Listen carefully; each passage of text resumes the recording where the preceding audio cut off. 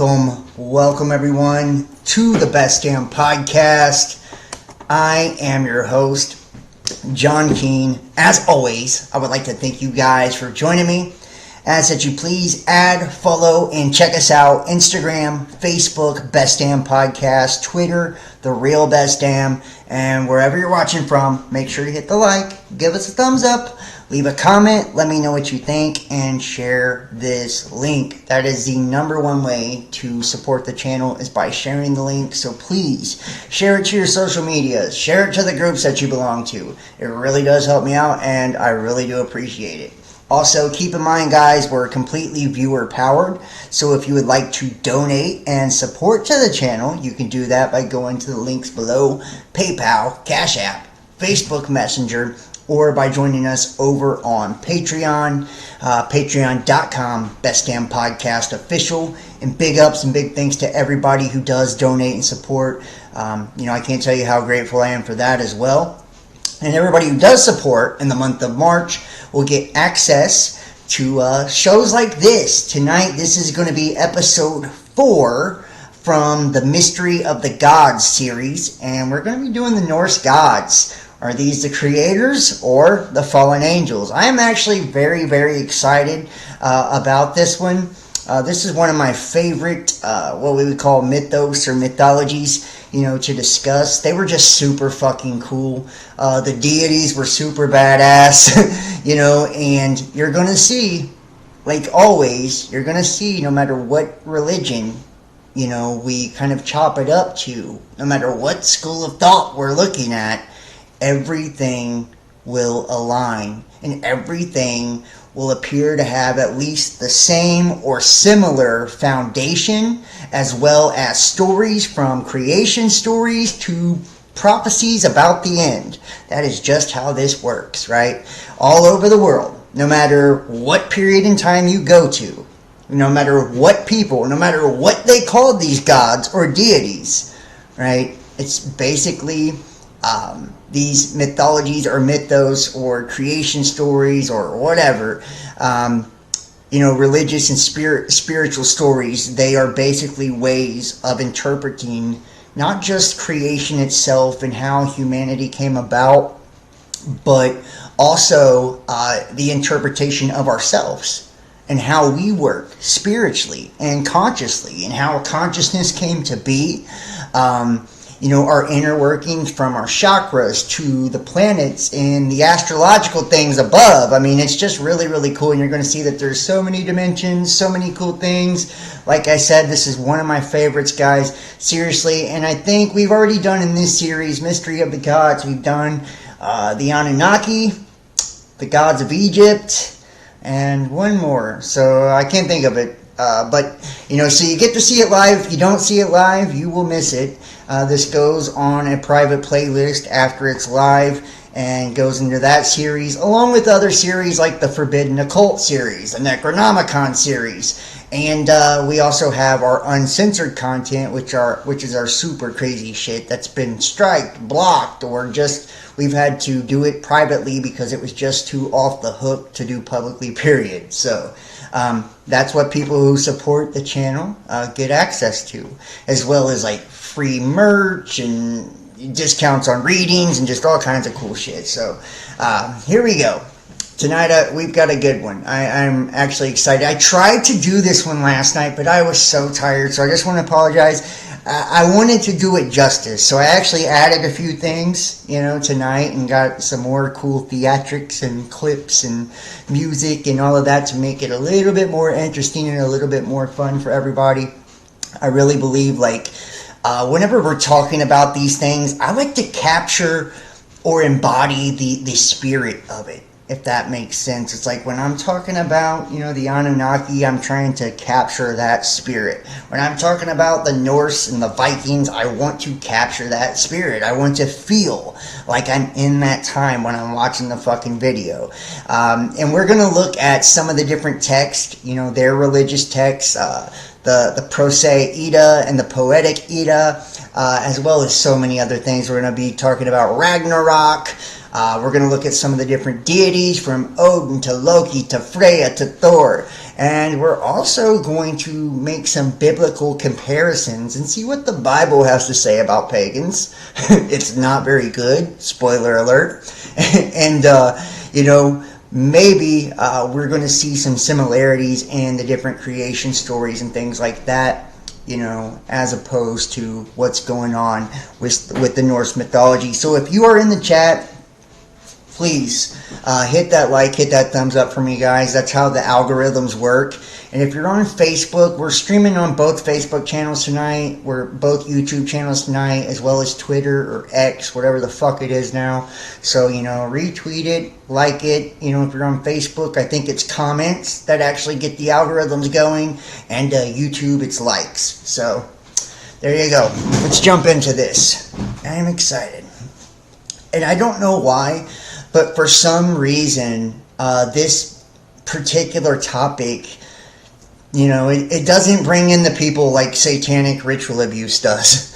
You know what I mean? Which I got a lot of shit for that video. And this is one of the things I just want to say, dude. I've given Christians a hard time, over the last couple of years, just because of how dogmatic, they have been, and how judgmental they have been towards me and towards my content. I feel like I've gotten a lot of shit from them, especially over the tarot and just, all of the occult and things like that. From being called a devil worshiper, to being told I'm going to hell a million times. And it's just, I thought, man, how crazy is that? And it's really just kind of put a bad taste in my mouth for Christianity. Well, I also belong to like Luciferian and Satanist groups. I belong to every type of group, basically, like online, because I study every religion. So I go to the sources, And when I did the satanic ritual abuse video, this is no fucking shit, guys, I swear to you. I did the satanic ritual abuse video, and I reached out to a couple of people in those particular groups, like the satanic and Lucifer groups, and asked them if they wanted to come on the show and, give their take on, I have planned Luciferianism shows and Satanism shows, like, just, we're going to go all the way through the religions. I love studying everything. So, I asked them, like, hey, would you like to come on the channel and we can talk about Luciferianism or Satanism, and you can give your point of view, your perspective. You can, dispel any of the myths or, some of the common misconceptions pertaining to your religion. Of course, nobody took me up on that offer. And then the moment I did the fucking satanic ritual abuse video, I got shit for that. I got kicked out of all of the groups that I belong to on Facebook, and the people literally blocked me. Like, I don't know. I've never seen nothing like that. You would think, you would think that with religions like those, or spiritual beliefs like those, where it's all about, Luciferianism is all about liberty and things like that, and enlightenment, and then Satanism is about being your own god and, shit like that. So you would think with those schools of thought, those mindsets, that,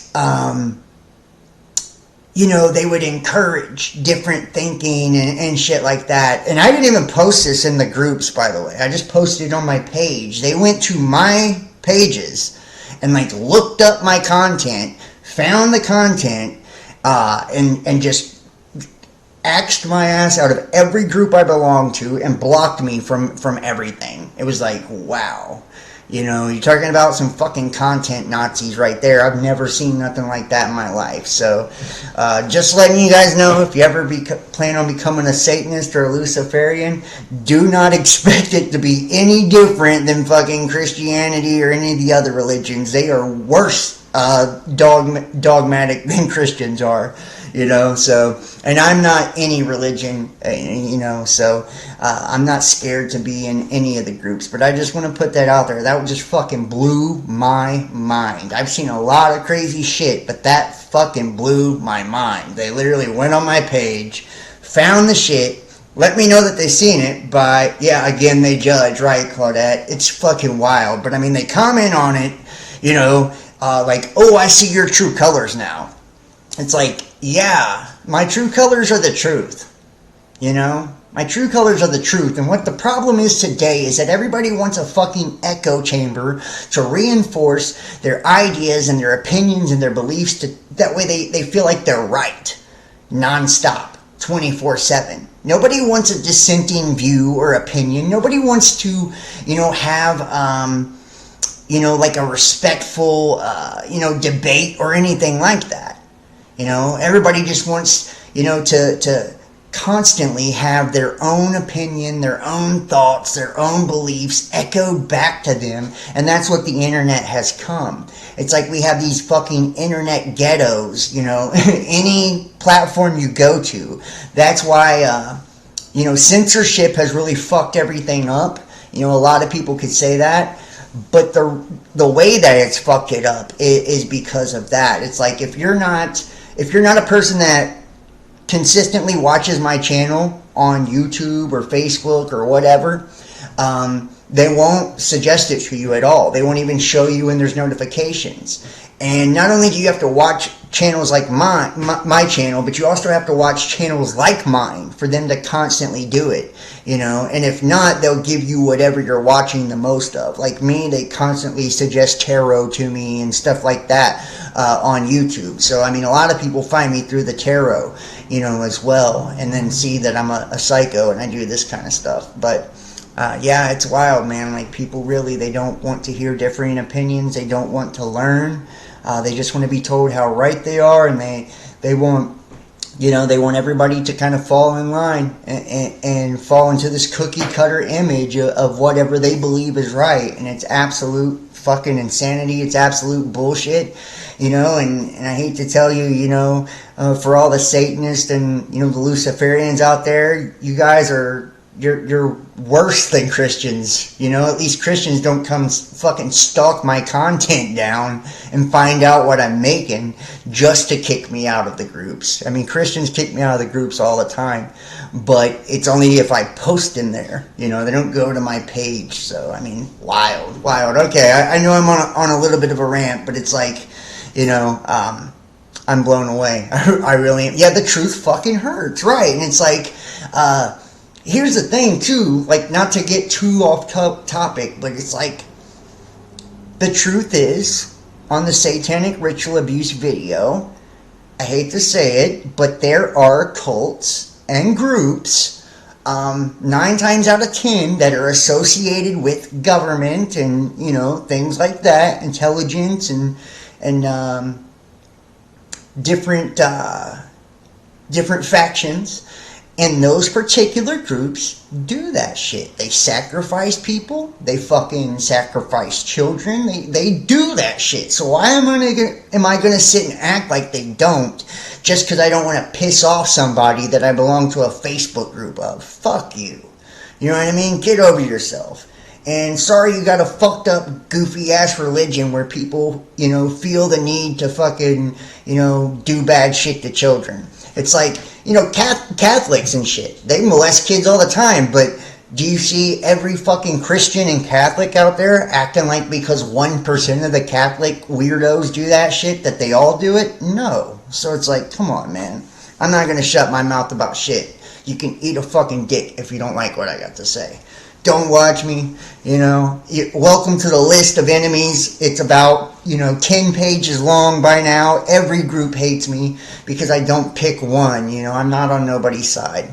Tim Hamby says, I think Satanists think they are hurting people by being a Satanist, but that's just opinion. It is. They think that they're rebelling against society. That's what's funny about it. They think that, they're like, being something different, but really, they're falling in another box. They're being just as brainwashed, just as fucking mind controlled, and just as stupid, as everybody else. I'm sorry, it's just the truth. You know, I know you believe like you're fucking the system and the Christians and all of that, but the Christians, they feel the same way, just on the other end of the spectrum. It's like both of you guys are puppets, both of you guys are slaves, and both of you guys are dumbasses, So that's all there is to that. Let's go ahead and jump into this. People hate the truth because it shatters their illusions. Isn't that the truth? I agree, John. If they would actually take the time to hear what you have to say, maybe they would learn something. That's the thing. They don't want to learn.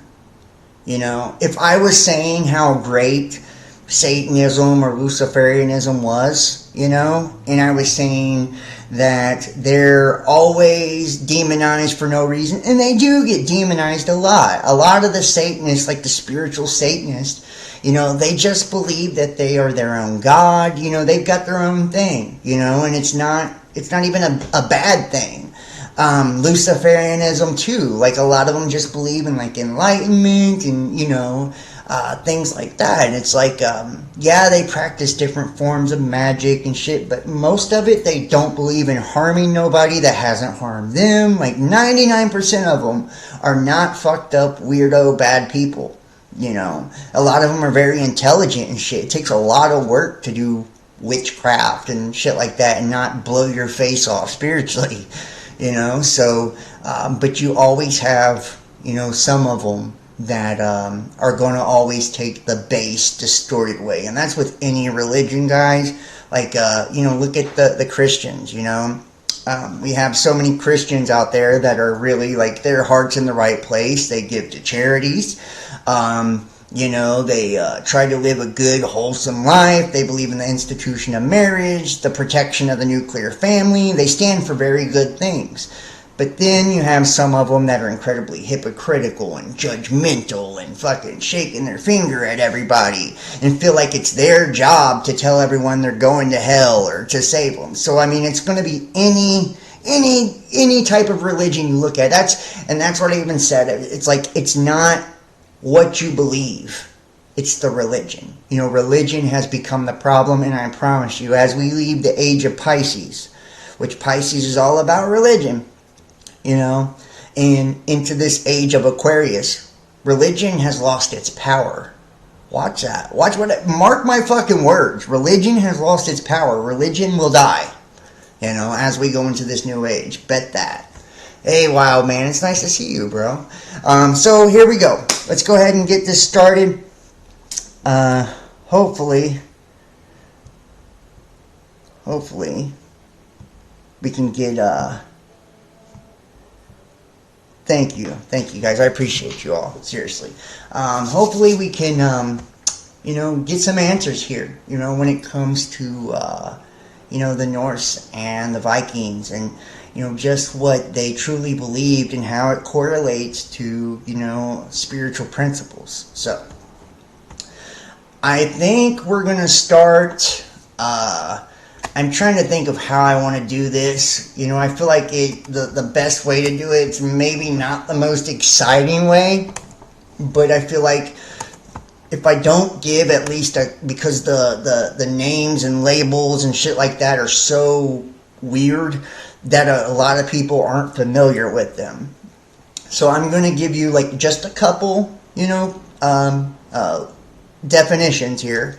And then we're going to dive straight in and we're going to look at the different stories and shit like that and examine them. And I've got a lot. So it's going to be pretty cool if you stick around. So first we'll start off with the Aesir. Now, the Aesir in Old Norse mythology, the Aesir are the principal gods of the pantheon. They include many of the major figures: Odin, Frigg, Thor, Baldur, and Tyr. A second clan of gods, the Vanir, is also mentioned in the Norse mythos. The god Jord and his children, Freyr and Freya, are the most prominent Vanir gods who joined the Aesir as hostages after a war between the Aesir and Vanir. The Vanir appear to have mainly been connected with cultivation and fertility. The Aesir with power and war and the duality of mythology. Now, let's kind of, just right here. So there was a war between the Aesir and the Vanir, right? These are the gods. This reminds me of the Greek mythology, right? Where it's the Olympians and the Titans, right? The Titans versus the Olympians. And there's actually, I'm trying to think of it. If anybody knows it in the chat, you are more than welcome to throw it out there. Please don't make me look it up. That would take too much time. But there's actually another group of gods that predate the Titans. Do you guys know who that is? It's Gaia and ocean, and it's like the ocean, the earth. It's like the fucking fundamental. Uranus is the lead god of that one. Does anybody know what that is? Does anybody know who that group of gods is in the Greek mythology?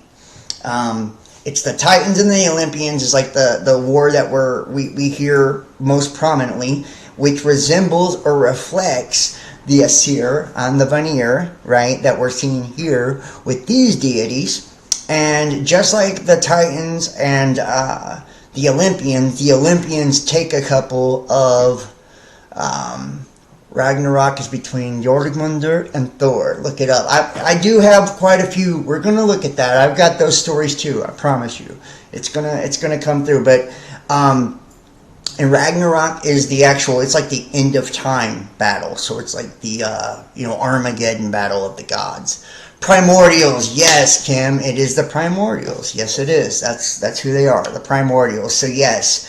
So I don't know, according to the Norse mythology, who the primordials would be, but we know that in the Greek mythos, and I'm going to do a video on the Greek, I believe, next. That's coming up next.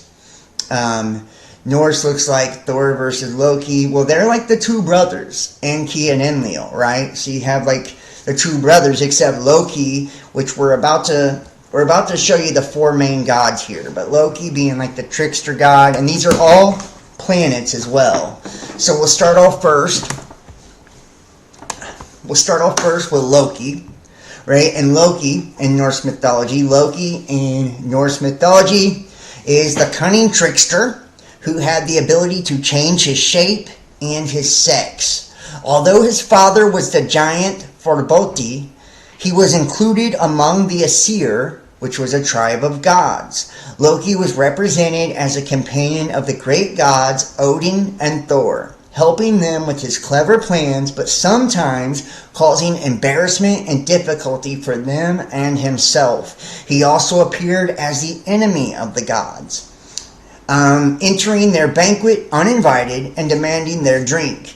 He was the principal cause of the death of the god Baldur. Loki was bound to a rock by the entrails of one or more of his sons, according to some sources, as punishment, thus in many ways resembling the Greek figures Prometheus and Tantalus. Also, like Prometheus, Loki is considered a god of fire. Now, I just want to say this too. Now, in Loki, to me, this cunning trickster here, he's a shapeshifter, for one, right? And his sex, so he's hermaphroditical, right? Loki, to me, would be akin to something like Lucifer, guys, right? I'm just being honest. If we're going to think about, and he's got the horns, too, on his head. You're going to see images of Loki as well. He's the most clever god and shit like that, but he's also a trickster. He's one of the older gods also. Not born. He's like he's an adopted son, basically. So he's not like Thor and Odin. He actually comes from the giants or, the dark ones. And then if you look at the story of Prometheus actually was the one who created mankind in the Greek mythology. Okay? Prometheus loved us. Him and his brother, I'm trying to think of the name of the brother of Prometheus, but we're not doing it on Greek mythology, so it don't fucking matter his name. I'll tell you his name on that video. But him and his brother, they create all the animals and give them all like a special trait, right? And then finally, Prometheus, which would be Loki, saves man for very last, right? And when man finally comes, he ran out of all of the gifts, because he gave them all to the animals before, because man was made last. So what he does is he wants to make something really special. He wants to make them rule over the earth and shit like that. Well, Zeus, which would be Thor in, the Norse mythology, Zeus gets butthurt about it, and jealous, and basically takes so Prometheus gives the fire to humanity. Humanity is peaceful. It's a golden age. There's no sin. It's basically like in the Garden of Eden, right? So Zeus, which would be Thor, gets butthurt about it, and jealous over humanity because he wants humanity to sacrifice and make offerings to the gods, right? Basically turning us into their slaves. And Prometheus, which would be Loki, doesn't like that, right? He's like, man, what the fuck, bro? Why? This is my special creation. You know what I mean? Like, they let them rule over the earth. Why do they gotta be your slave and your bitch? Placate your ego. So he takes a bull or animal or something like that and puts it in two piles. One pile is the biggest, but it's all like the bullshit of the animal. It's like all the organs and the bad parts of the animal. And Asherah, that might be the name. The other pile's smaller, but it's all the very best parts of the animal. Him knowing Thor's ego, which would be, Zeus, which would be Thor's ego, right? They're one and the same. He knows that he would, has a big ego, so he'd take the bigger pile.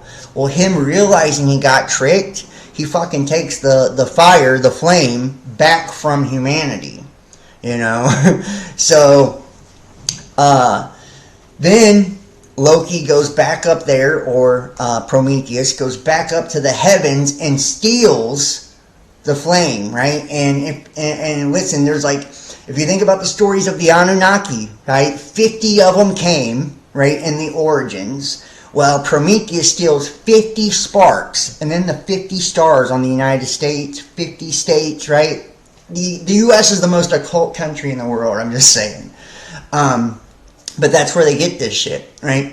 So he steals the spark, brings it back to humanity, gives them the flame again, okay? Which, we know the flame is enlightenment, right? It's enlightenment, just like Moses or Moshe or Akhenaten in the burning bush, right? This is enlightenment. And we know that in the age of Aries, that's a fire sign, and it was a spiritual age, right, where man was very conscious and magical, because we were ethereal beings before we were physical beings. And the Great Flood or the Deluge and the Piscean Age brought the age that we are in now, where it was water and spirit and religion and emotions, and we're physical, right? We got destroyed, basically from that giant state we were in.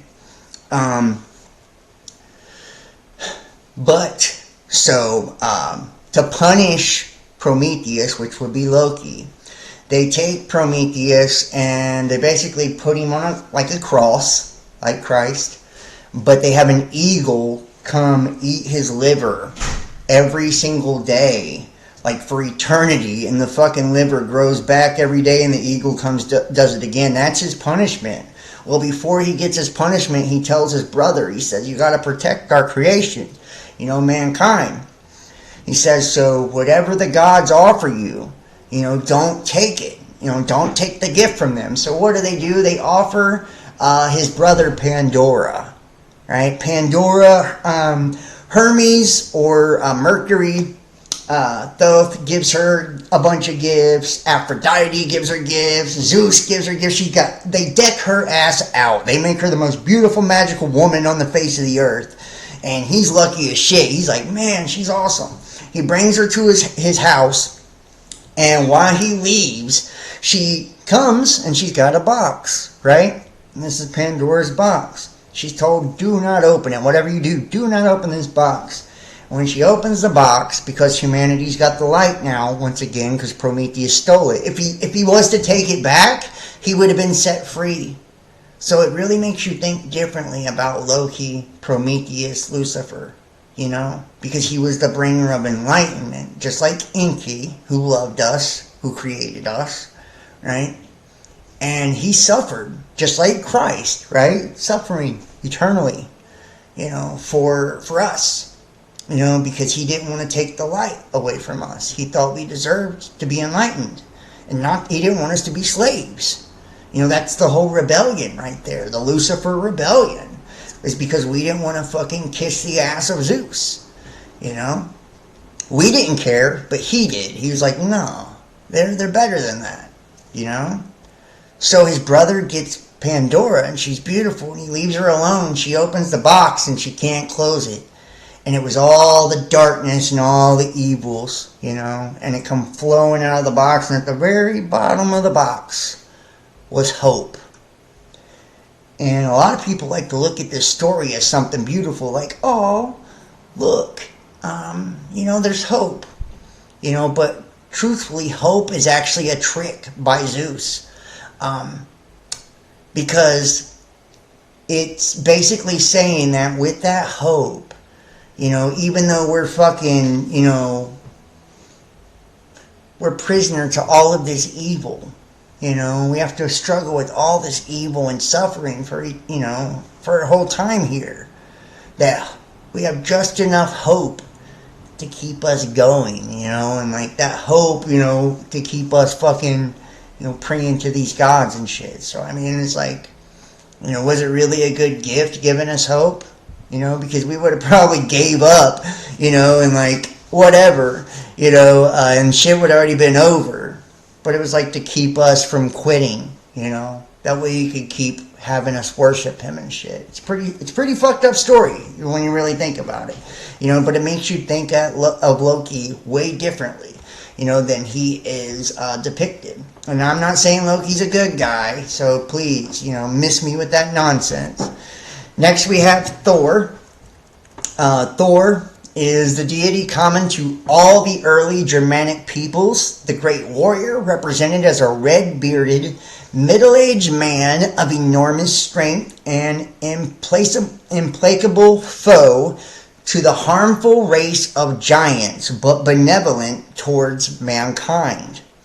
His figure was generally secondary to that of the god Odin, who in some traditions was his father. But in Iceland, and perhaps among all northern peoples except the royal families, he was apparently worshipped more than any other god. There is evidence that a corresponding deity named Thunor, or Thonar, was worshipped in England and in continental Europe, but little is known about him. Thor's name was a Germanic word for thunder. And it was the thunderbolt that was represented by his hammer, the attribute most commonly associated with him. The hammer Mjolnir had many marvelous qualities, including that of returning to the thrower like a boomerang. It is frequently carved on runic stones and funerary stelae. Now, if we think about, and among Thor's chief enemies was the world serpent, Jormungand, the symbol of evil. According to the tradition, Thor failed to smash the skull of Jormungand, and the two are destined to kill each other in the Ragnarok, which is the end of the world, the end of gods and men. Now, I just want to kind of point out with Thor here. Thor, you know, this thunder god. Think about like God whenever he speaks in the Bible with the voice of 1,000 thunders and shit like that. I just want you to kind of let that, you know, simmer for a second. Why is he speaking with the voice of 1,000 thunders, right? And a sky god, right? Just like Ra, just like Zeus, you know, this is the same guy, right? He's looked at as benevolent as well, and this would be your kind of Jesus too. This would be the Son of God. Right? Odin being the All-Father, or the, you know, the Father God, and then his son being Thor here, and then we have, the Satan figure or Lucifer figure being Loki. All right, so I'm just trying to put this out there. That way people kind of see, kind of who's who in all of this. And it's like some people believe, that Thor was a good guy. Some people believe he's not. I feel like Zeus is represented as a piece of shit, kind of, for real. He fucks every woman on the face of the earth. I mean, he tricks them into having sex with him a lot. He turns himself into, like, a bull, a bird, anything he can to get in a girl's hands. That way he can bang her. So Thor is a little bit different. But Thor is also Prince Baal. Let me show you something. Let me see if I can pull a picture up. So this will fuck you up right here. See if I can get some images of Prince Baal, aka Baal.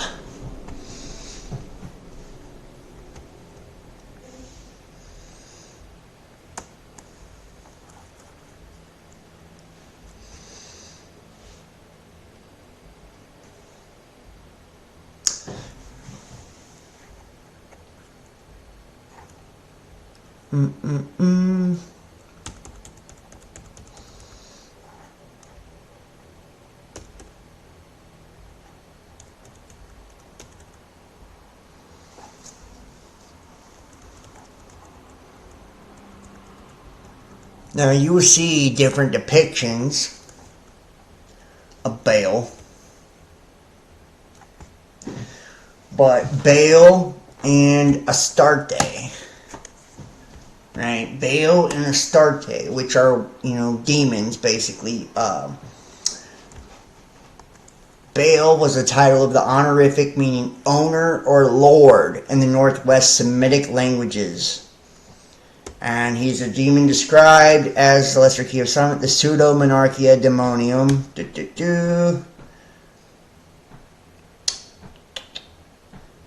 Considered him fertility, and he's the Duke of Hell, right? So he's the Duke of Hell ruling over the East. Canaanite god.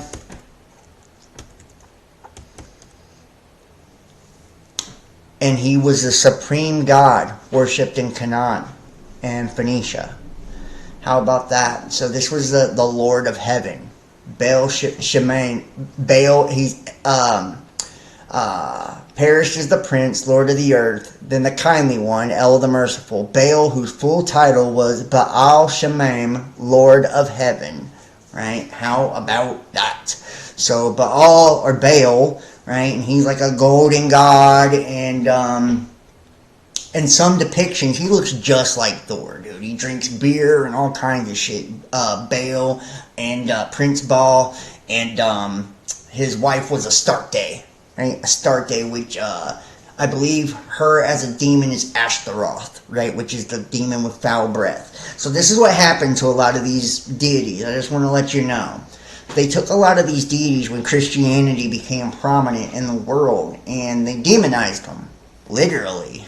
Like, they turned them into demons. So whenever you conquered a country and you conquered their people, you conquered their religion as well. So you went from, he went from Baal, the Lord of Heaven, Thor, Zeus, right? All these great things, from Canaan and Phoenicia and all these different places that he ruled over. Lucifer, right? Like, different types of, versions of him.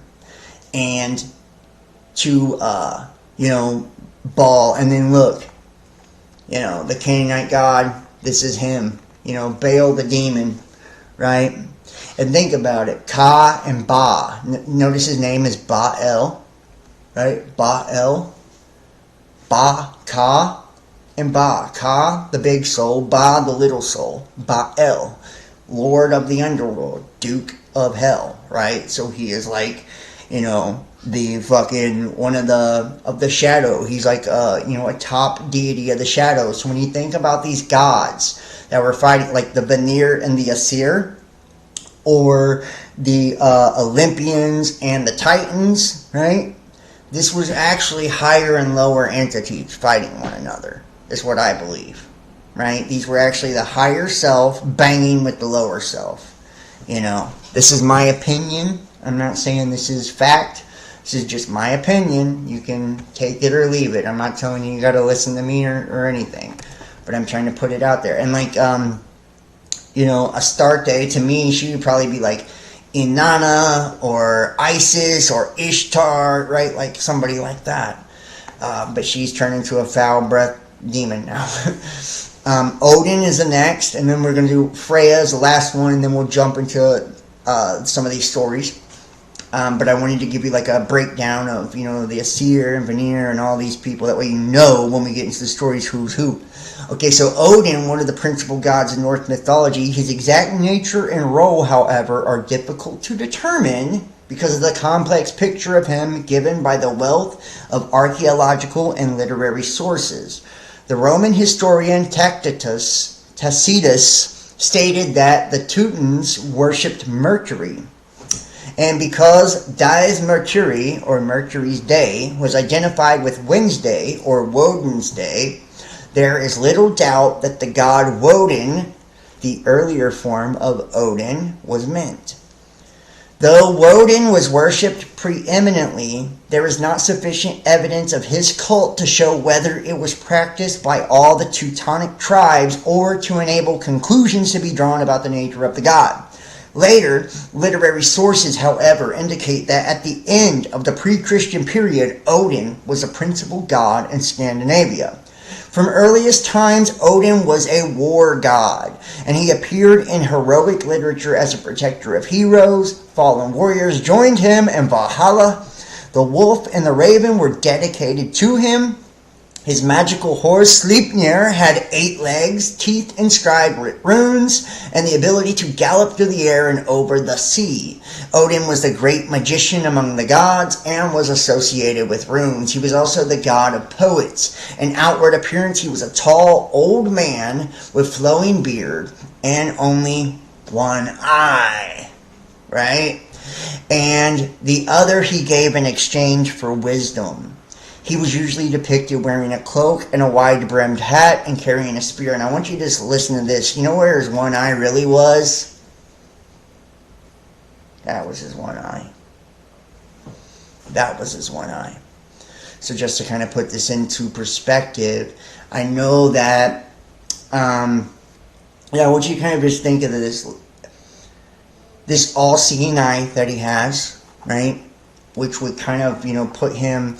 And a lot of times him being described as like all-father and shit like that, people would think of like a Saturn. But truthfully, he was Mercury, is what a lot of the, academia believe. But what I find weird about that, so Mercury, the messenger of the gods, he wasn't really like that, guys. He was like more of like the father god. So it's kind of hard to believe that he was, just Mercury. But I get it at the same time because Mercury is Hermes, which is the old man, right? And he's the old man with a beard. But also in, Hermes he's wise. He's the knowledge, bringer and, all of that. The messenger of the gods. He's also Thoth, which is the thought and all of that. Or Ptah, which is the smartest god out of all of them, and shit like that. So, I see where that would kind of come into play, but at the same time, maybe they just had a different way of looking at the planets than we do now. Maybe Mercury, because it was closest to the sun, was the most important planet according to them at this time. We don't know how they kind of looked at this, but to me, I would think of Odin as a Saturn god, right? A father god, the bearded star, which is Saturn, right? It looks like it has a beard with its rings, in the sky. The all-seeing eye on the North Pole, all-seeing eye, right? His rings, which controls the system, the solar system or solar system, right? And him being the father, right? The all-father. So I'm just saying Cronus, Father Time, so on and so forth. So I see a lot of that, but that's not what they say it was. So it's, it's up to you. I'm just trying to put it out there. And Thor would be Jupiter, very obviously, which is the king planet, and he's the king of the sky and shit like that. And if we look at hold on, there was one thing I wanted to say. Fallen warriors joined him in Valhalla, and the wolf and the raven are dedicated to him. So tell me he doesn't sound like the Lord of the Underworld, right? Wolf has an association with the moon, right? The moon and the Sephiroth is like the bottom sphere, where all the other spheres go through the moon. It's the silver sphere, right? And it's the sexual sphere. It's the lesser key, lower, lesser, right? It's about carnality. It's, Lord of the Underworld, Mercury, right? Hermes, right? These are all, and even you could think of like a Pluto too, I mean, I'm not saying, which would, and is Valhalla like Hades? Or is it like heaven? Would he be akin to Hades? Like we just got to kind of, and then the 8 legs thing. That's also another, the 8 oct, with the spider and shit also correlates once again to Saturn. So, I mean, there's a lot of the shit that I see with the Saturn. But with the spear, you would think of Ares, right? The god of war, which he also was. This god of war, Ares, it was his age, right? The age of Ares, right? So I'm just saying, maybe, but if he's Mercury, then how the fuck is he the god of war?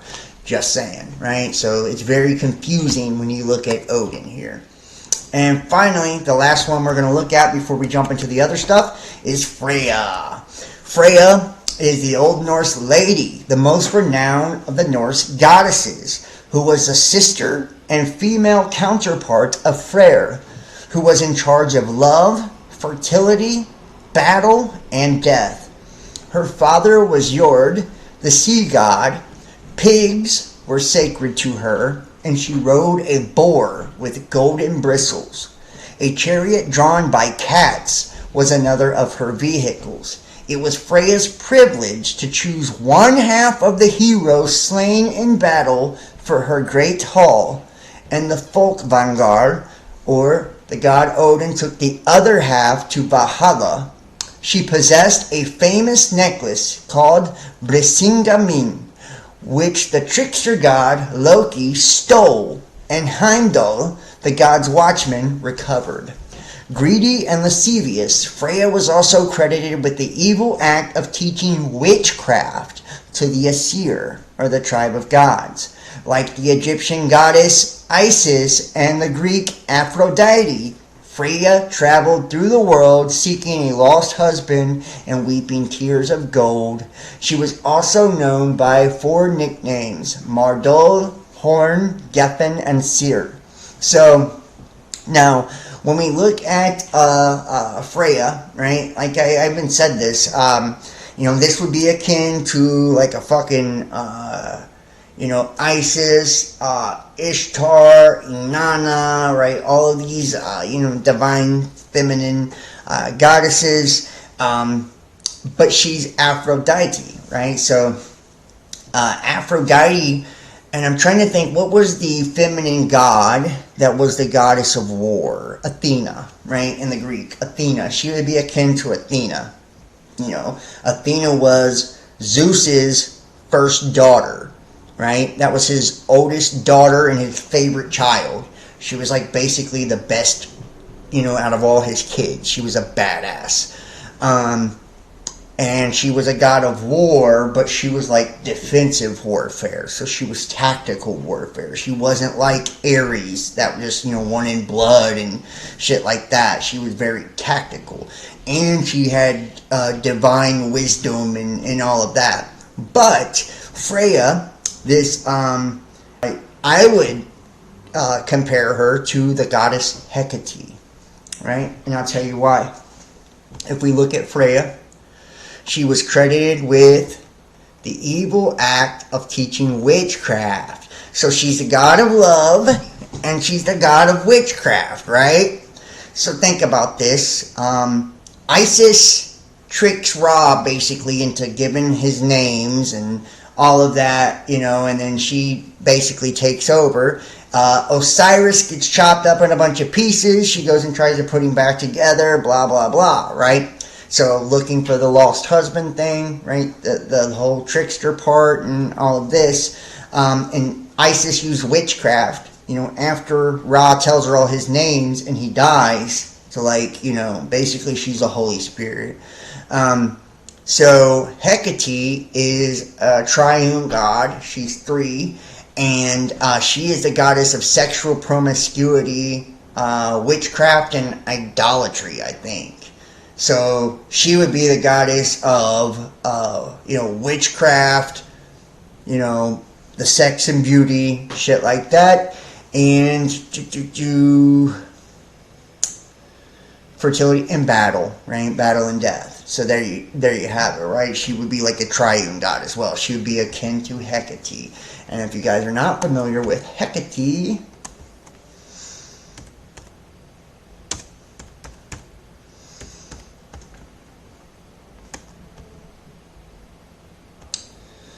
the goddess in ancient Greek religion mythology, most often shown holding a pair of torches, snakes, accompanied by dogs. See, instead of dogs, it's cats. The goddess of witchcraft, magic, the night, the moon, ghost, and necromancy. See, she was also the god of dead, right? Freya was. And fertility and shit. So I'm just saying, kind of think about this. This is, they really are very similar, but they have, even though they are similar, they have different things about them too, so. Now in our creational myths, and then we're going to jump into some shit here.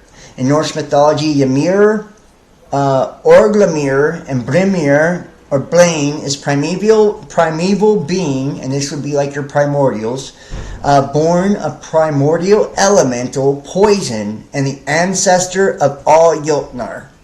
Ymir is attested in the Poetic Edda compiled in the 13th century from earlier tradition material, in the Prose Edda written by Snorri Sturluson in the 13th century, and in the poetry of Skalds. Taken together, several stanzas from 4 poems connected in the Poetic Edda refer to Ymir as a primeval being who was born from venom that dripped from the icy rivers of Elvegar and lived in the grassless void of Ginnungagap. Ymir birthed a male and female from the pits of his arms, and his legs together begot a 6-headed being.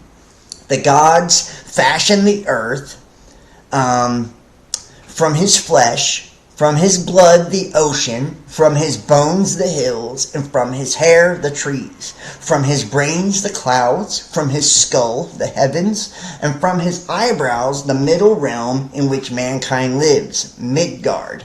In addition, one stanza relates that the dwarves were given life by the gods from Ymir's flesh and blood, or the earth and sea.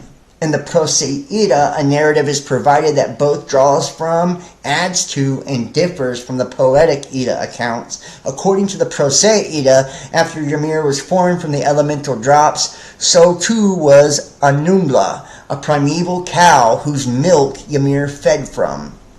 The Prose Edda states that the 3 gods killed Ymir, the brothers Odin, Vili, and Vis. The details that upon Ymir's death, his blood caused an immense flood. Scholars have debated as to what extent Snorri's account of Ymir in an attempt to synthesize a coherent narrative for the purpose of the Prose Edda, and to what extent Snorri drew from the traditional material outside of the corpus that he cites. Now, I just want to say this too. Think about that. These primordial beings, I would love to know, and please put this. Hey, what's up, Eric? Nice to see you. I don't know why you do that, Tia. Why do you delete every fucking comment you make? That's so weird.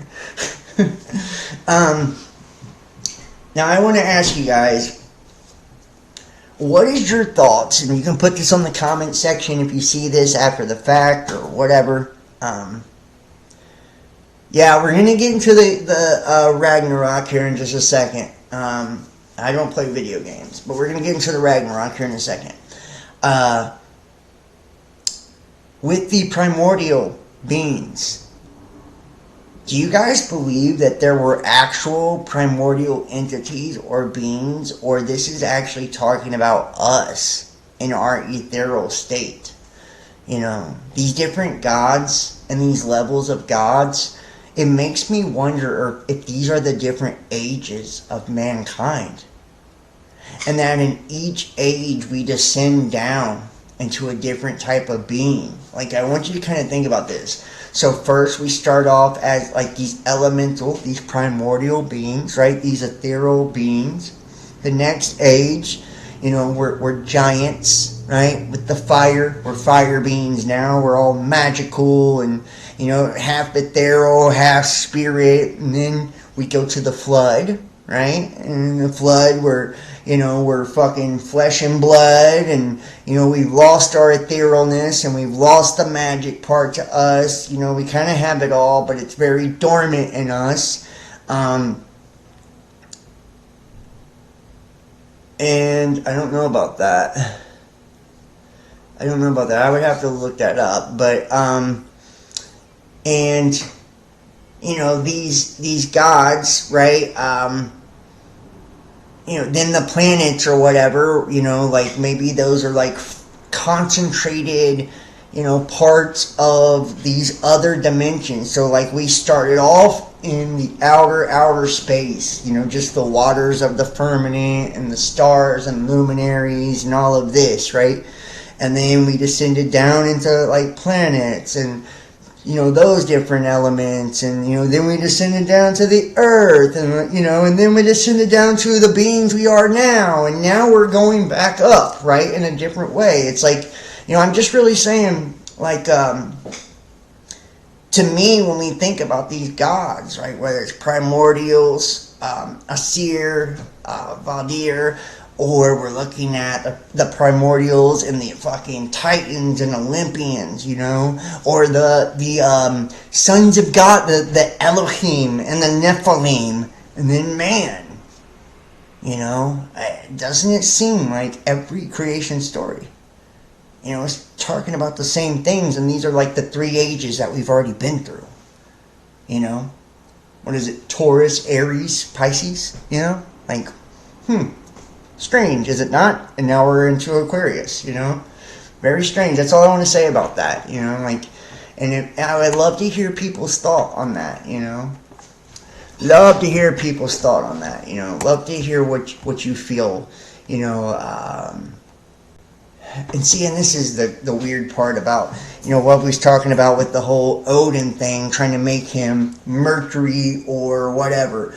You know, I would think more, you know, Loki, who is a trickster, would be something akin to that, right? The trickster is the alchemist, the magician, who's creating realities and the duality of time and illusion. In mythology and in the study of folklore and religion, a trickster is a god, goddess, spirit, man, woman, or anthropomorphic animal who plays tricks or otherwise disobeys normal rules and conventional behavior. So think about the term trickster. That's Prometheus. That's Loki. That's Lucifer, right? That's him. It's not fucking Odin. Odin is not that. And the trickster deity breaks the rules of the gods or nature, sometimes maliciously, for example, Loki, but usually with ultimately positive effects. Often the rule-breaking tales in the form of tricks, eris, or thievery. Tricksters can be cunning or foolish or both. They are often very funny, even when considered sacred or performing important cultural tasks. And I'll tell you why. You want to know why? This is really weird. 33, which is like, you know, illumination and influence and all of that. Well, just one of the threes, 3 represents the comedian.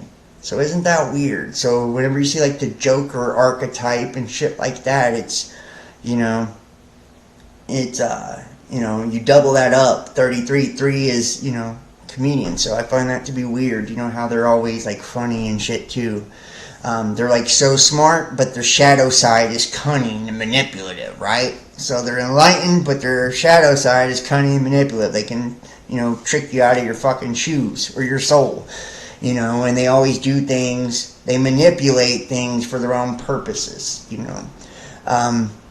And primarily because of stories involving these spirits, Prometheus was a titan, whereas Coyote and Raven are usually seen as jokesters and pranksters. The trickster figure exhibits gender variability. Hermes, hermaphrodite, right? Prometheus, Loki, changing gender roles and engaging in same-sex practices. Such figures appear in Native American and First Nation mythologies where they're said to have two-spirit nature. Loki, the Norse trickster, also exhibits gender variability, in one case becoming pregnant. Interestingly, he shares the ability to change genders with Odin, who, despite being nominally the chief Norse deity, also possesses many characteristics of the trickster. The trickster is an example of a Jungian archetype. The fool survives in modern playing cards as the Joker. In modern literature, the trickster survives as a character archetype, not necessarily supernatural or divine, therefore better described as a stock character. In latter folklore, the trickster is incarnated as a clever, mischievous man or creature who tries to survive the dangers and challenges of the world using trickery and deceit as a defense. For example, many typical fairy tales have the king who wants to find the best groom for his daughter by ordering several trials. No brave and valiant prince or knight manages to win them until a poor and simple peasant comes with the help of his wits and cleverness. Instead of fighting, he evades the fools or monsters and villains and dangers with unorthodox matters. Therefore, the most likely candidate passes the trial and receives the rewards, so on and so forth. But, so there you have it. Like, Loki fits more into this, than Odin. But, who am I, right? I don't know shit, right? So, we're going to go into some of these tales now. So we're going to do creation and we're going to do Ragnarok, and if we have some time on some of the others, we'll look at some of the other stories too. They're really, really good. I do have, let's see how long this one is, the creation of the world. Alright. We're going to go from the Proseida first in the creation of the world.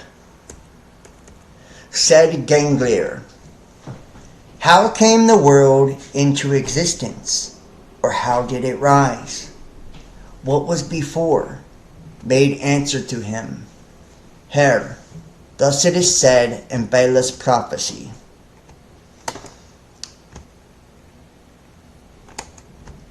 It was time's morning, when there nothing was, nor sand, nor sea, nor cooling billows. Earth there was not, nor heaven above. The Jinnenguap was but grass nowhere. Jafnar remarked, many ages before the earth was made, Nilfheim had existed, in the midst of which is the well called Vergamir, whence flow the following streams. Vol, Gunthro, Form, Finnbull, Thul, Sleed, Reed, Siug and Yug, Veed, Leet, and Yul, the last of which is nearest the gate of Hale. Then added Thride, still there was before a world to the south, which hight Muspelheim. It is light and hot, and so bright and dazzling that no stranger who is not a native there can stand it. Surt is the name of him who stands on its border guarding it. He has a flaming sword in his hand, and at the end of the world he will come and harry, conquer all the gods, and burn up the whole world with fire. Thus it is said in the Vala's prophecy. How about that? Think about the Garden of Eden and shit, right? What happens after we get kicked out of the garden? They have the angels with the flaming swords guarding it. Woof, right? And then in the Bible it says that the earth will be destroyed by fire, right? At the end of time. I find that to be very, very interesting right there. Very interesting. And this is nearest the gates of hell, right? So, think about that. Where are we? Where are we if, and I believe it's the entrance to the Garden of Eden, right? That's guarded with the flaming swords, right? Maybe I think I should look that up.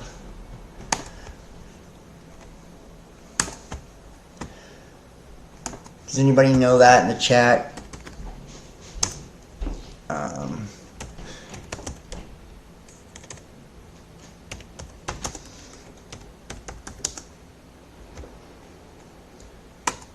Flaming swords. Therefore the Lord God sent him forth from the Garden of Eden to till the ground from whence he was taken. So he drove out the man and placed at the east of the Garden of Eden cherubims and a flaming sword which turned every way to keep the way of the tree of life.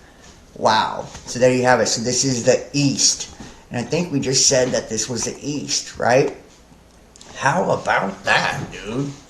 Right? How about that? Interesting. And then the south was Muspelheim, so this would be the south. It was hot, bright, and dazzling, which would be like, Surt is the name of him who stands on the border, his flaming sword in hand. At the end of the world will come. Surt from the south fares, with blazing flames. From the sword shines, the son of the war god. Rocks dash together, and witches collapse. Men go the way to hell, and the heavens are cleft.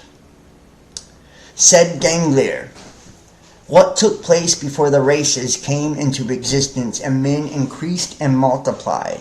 Replied Hare, explaining that as soon as the streams that are called the Elivogs had come so far from their source that the venomous yeast which flowed with them hardened, as does dross that runs from the fire, then it turned into ice. When this ice stopped and flowed no more, then gathered over it the drizzling rain that arose from the venom and froze into rime. And one layer of ice was laid upon the other, clear into Genenap. Then said Yafnir, all the part of Genenap that turns toward the north was filled with thick and heavy ice and rime, and everywhere were drizzling rains and gusts. But the south part of Genenap was lighted up with the glowing sparks that flew out of Muspelheim. Added Thride as cold and all things grim proceeded from Nilfheim, so that which bordered on Muspelheim was hot and bright, and Genenap was warm and mild as windless air. And then the heated blast from Muspelheim met the rime so that it melted into drops. Then by the might of him who sent the heat, the drops quickened into life and took the likeness of a man, who got the name Ymir. But the frost giants called him Orgulmer. Thus it is said in the short prophecy of the Vala. All the Valas are from Bedoff descended. All wizards are of Vilmeid's race. All enchanters are sons of Vartfold. All giants have come from Ymir. And on this point, when Vafthrudner, the giant, was asked by Gangrid, whence came Orgulmer originally to the sons of the giants? Thou wise giant, he said, from the Elivogs sprang drops of venom, and grew till the giant was made.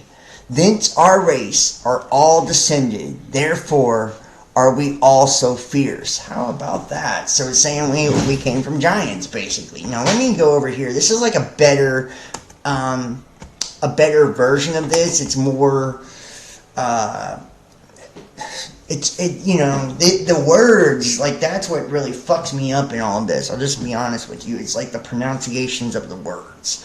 That's why I wanted to give some, preface this with like some definitions and shit, because I don't know about you guys, but, I do not speak this language at all. So I'm doing the very best I can.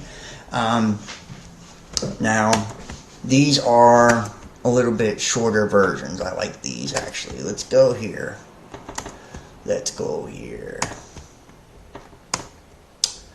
And these kind of give us some of the different tales here and break them down. So we're going to do first the creation of the cosmos. Creation of the cosmos. And like I said, this is a lot better. You're going to see. It's a lot more exciting and shit. It's not so wordy and shit. Not so wordy. Let me make sure everybody can see me too. I feel like I'm a little low on my camera. Am I a little low on my camera? A little bit. Okay, I think I'm a little better now. Let me check my camera, guys. Sorry. Okay, we're good now. Oh, I still got the music playing? Fuck. Hopefully that's not been driving you guys crazy the whole time. A better version of this. I don't know, let me see if I can hear it. Freya's privilege to choose one half of the heroes slain in battle for Farianism too. Like a lot of them just believe in. Okay, I can't even hear it, so. Sorry guys if I had the music playing. Hopefully it wasn't driving you crazy. Could you guys hear it the whole time? Yes, it's a lot to digest. Yeah, it is. Let me see here. No music? Okay. I just wanted to make sure. No music? Okay, well, good. I didn't have it on repeat then. Thank God. I swear, if it's not like the wrong microphone popping up or me being on fucking mute or music playing, like that's what the pain in the ass is about doing live shows, live videos, man. They are not easy. People do not know how hard it is to like nail it, perfectly, and I'm a perfectionist. So hit it, DJ. Yeah. So we'll do the creation of the cosmos here. Now, let me pull you guys back up. I like to be able to see the chat. I like to be able to talk to you guys. Now, the creation of the cosmos. The Norse creation myth, or cosmogony, the account of the origins of the cosmos, is perhaps one of the richest in all of world literature. First, let's look at this exceptionally colorful story itself, then consider how the Vikings may have interpreted it and found meaning in it. The origin of the cosmos. Before there was soil, or sky, or any green thing, there was only the gaping abyss of Ginnungagap. The chaos of perfect silence and darkness lay between the homeland of elemental fire, Muspelheim, and the homeland of elemental ice, Niflheim. Frost from Niflheim and billowing flame from Muspelheim crept toward each other until they met in Ginnungagap.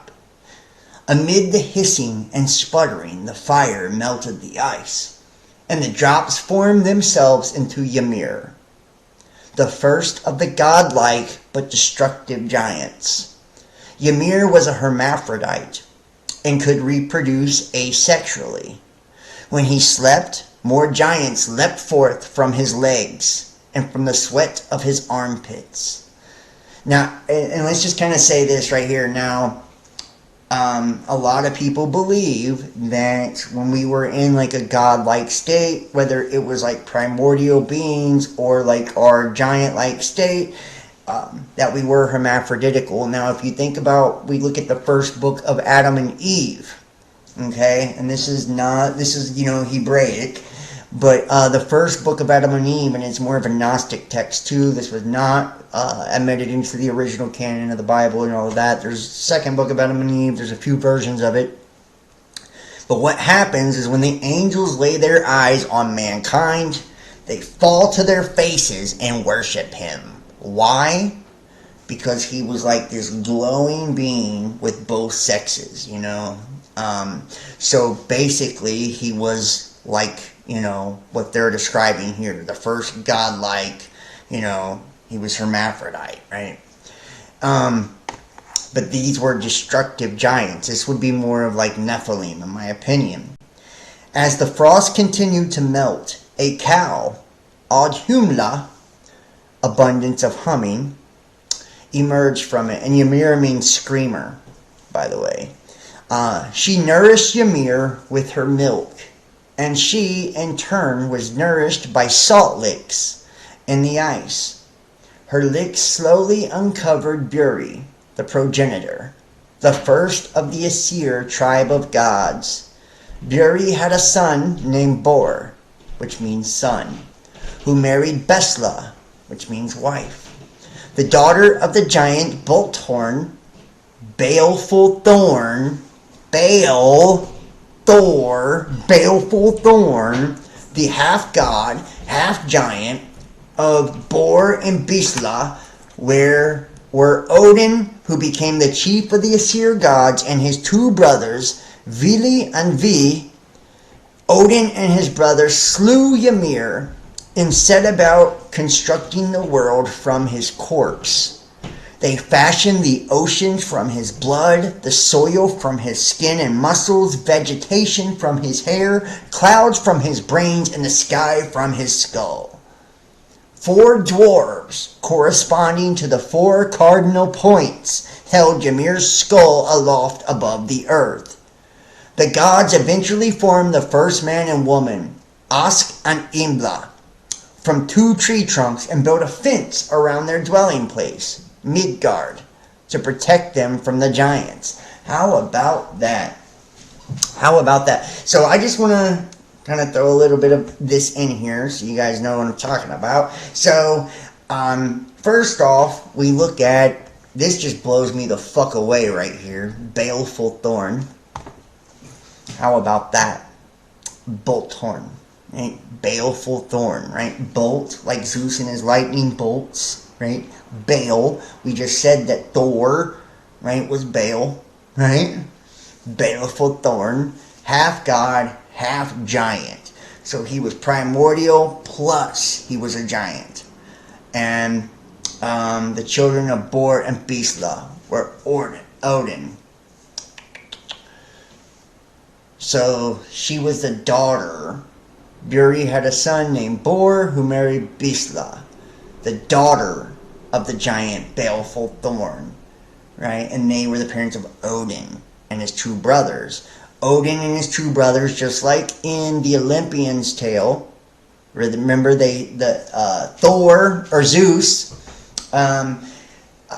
Kronos gets told a prophecy, right? So Kronos destroys his father, Uranus, right? Uranus is the leader of the primordial beings. He's the king, right? King Uranus. He's the leader of the primordial beings, and he's the leader. He is god of the dream world, right? The astral and the primordial beings were like the ocean, Gaia, and shit like that, right? And they were the Cyclops and the 100 head and 100 legs and arm beings and shit like that. Okay, that was like the original primordials. So Kronos ends up not destroying, but he cuts off the dick of his dad, Uranus, and his nutsack falls into the ocean. He becomes the god when he cuts off his father's cock. He puts all of the Cyclops in hell, and puts all of the 100 head and 100 leg and all that beings in hell too. And all the primordials, they're all thrown in hell basically, from Kronos. So and he cuts off his dad's nutsack. And when the nutsack drops into the ocean, because he was, it's full of semen, it creates mankind, and it also creates these gods. Gaia, she creates certain gods out of his nuts. So then, Kronos gets a prophecy that says that his son, one of his children, will raise up and dethrone him like he did his dad Uranus. So, and think about this too, in our reality, spiritual realm,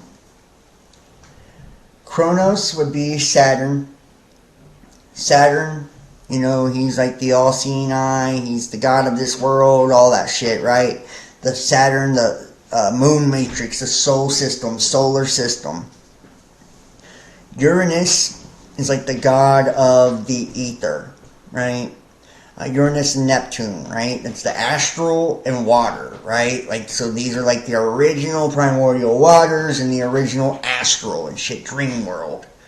Okay, and they're outside of the rule of Saturn, right? They're outside of Saturn. So it's like it would appear as if our creation actually started from the outside in, not from the inside out, which is weird, you know.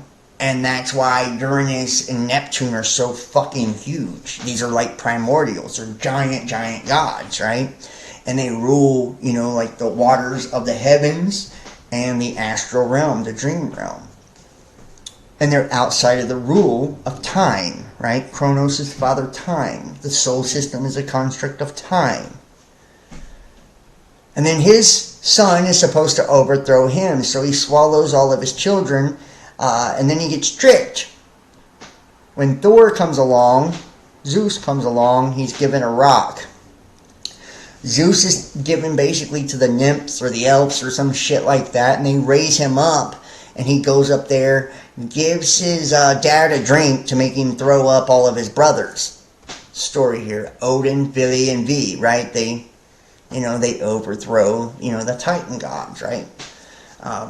The giants, right? Very interesting. Now, Odin and his brothers slew Ymir and set about, and this is the Screamer, is his name, right? And think about God saying, "Let there be light." And it was good. God speaking everything to existence, and Ymir, right? This destructive God, right? This God of chaos and destruction, or what we would correlate to like Brahma, right? This primordial creator God that is not just a creator, but a destroyer. Brahma, Shiva, you feel me? So on and so forth, Yahweh, right? Not only do they create, they destroy these type of gods. Both sexes, male, female, right? Giants, right? Creating gods out of them. They're the fathers of the gods. And then the Screamer, meaning sound. His sounds are speaking into creation, right? These gods, which would be like the planets now. Now we're dealing with planets. We go from primordial elements in outer space to planets now. Now the planets are overthrowing these primordial gods, right? And after they do that,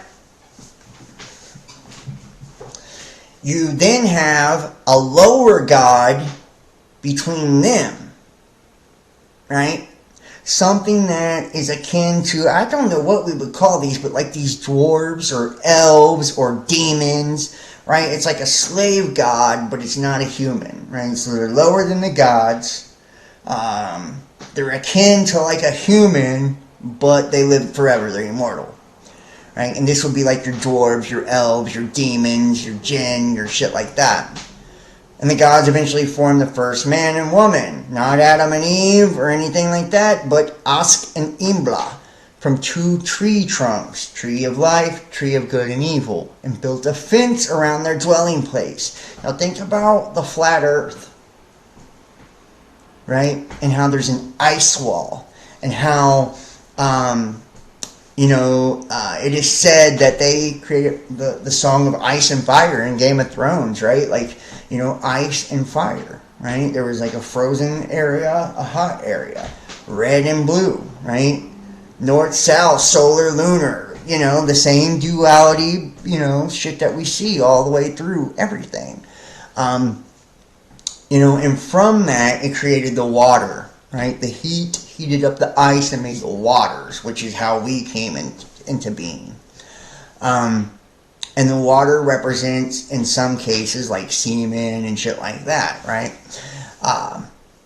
And we have a fence around us, meaning we're within a closed system once again, right? A firmament, a closed system once again. Midgard protect them from the giants. So this closed system is to protect us from the giants. Giants being what? The planets or the Elohim, the sons of God. Order from chaos. Thematically, Ymir is a personification of the chaos before creation. which is also depicted as the impersonal void of Ginnungagap. Both Ymir and Ginnungagap are ways of talking about a limitless potential that isn't actualized, that hasn't yet become the particular things that we find in the world around us. This is why the Vikings described it as a void, as having countless other peoples consider the darkness upon the face of the deep of the first chapter of Genesis, for example. Didn't I just say, let there be light? Didn't I just say that? And it is no thingness, nothing. But nevertheless contains the basic stuff out of which the gods can make true things. These are primordials. In this case, primal matter is Ymir's body, which the gods tear apart to craft the elements. This would also make you think of who?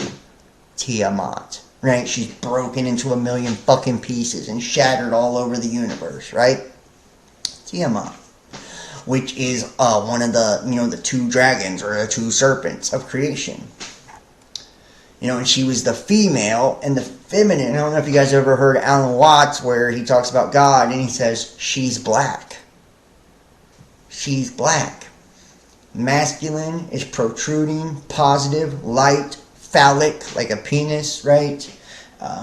So he's the sun, he's positivity, he's light, but he had to actually come from a woman, right? Feminine, which is yielding, negative, darkness, void, right?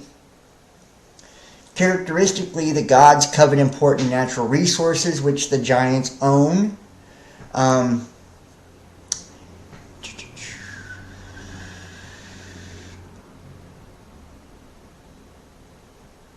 Alright, let's go to the next one, alright?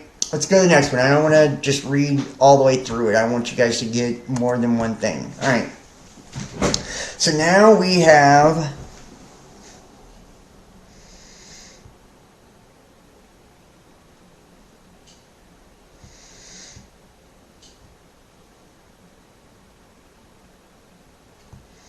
I don't know what you're talking about. Like, somebody help me out. Drop the link to the image. If you guys are talking about this Google Earth image, I would like to hear it or see it and show it. I will show it to everybody else. If you guys, I see in the comment section.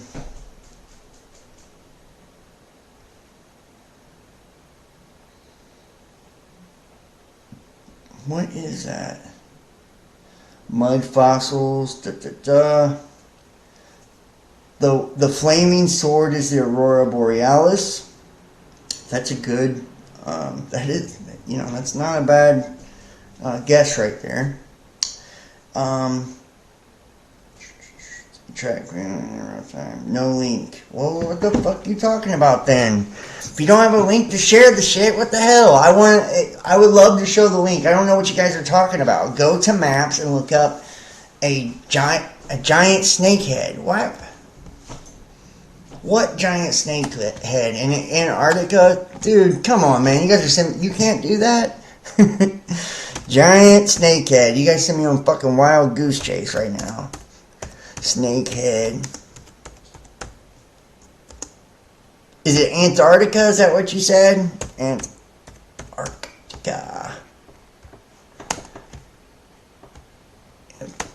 Let me pull up the chat so I can see. This better be good.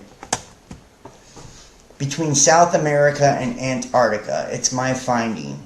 Well, if it's your finding, then where's the fucking link? You can't claim something and not be able to show it. Come on now. No, just open map. You will see it in the ocean. Come on, bruh. Come on, man. Is this right here? I see it. I gotcha. Between Antarctica and South America. I've got it now. I found it here. Let me pull it up so people can see it at home. Because it's probably behind some shit. It's a web file. Fuck. Let me click on it and see if we can pull it up. It's on Reddit. I just seen it. There we go. You guys can see it now. At home. Now I got it. I found it. I found it right here. What's up with this area between Antarctica and South America? So what does this have to do with? I just want to know what this has to do with the subject matter. What does this have to do with the story? This giant serpent, what does this have to do with it?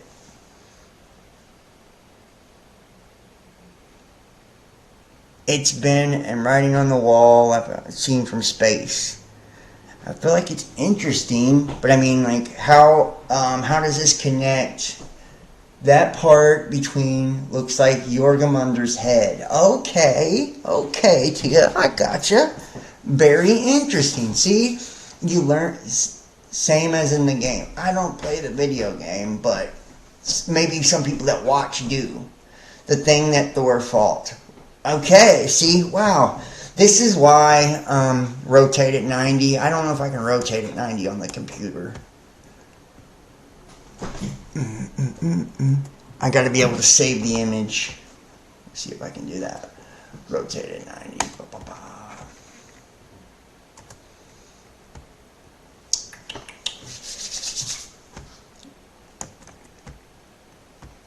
Okay, let's see if we can rotate this. There we go. Move it over, guys. Wow, that is pretty cool. I won't lie, that's pretty cool. How many of you guys have ever seen this? I did not know about this. I feel like I know about every fucking, weird thing on Earth. It's weird I didn't know about this one, though. Very cool, guys. So this is supposed to be... It's the world serpent. Very, very interesting.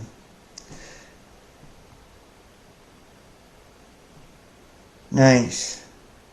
This is a first for you? Yeah, it's a first for me too. But what I like is how it does actually connect to what we're talking about. So for people, that catch us on the flip side and like, what the fuck are they doing?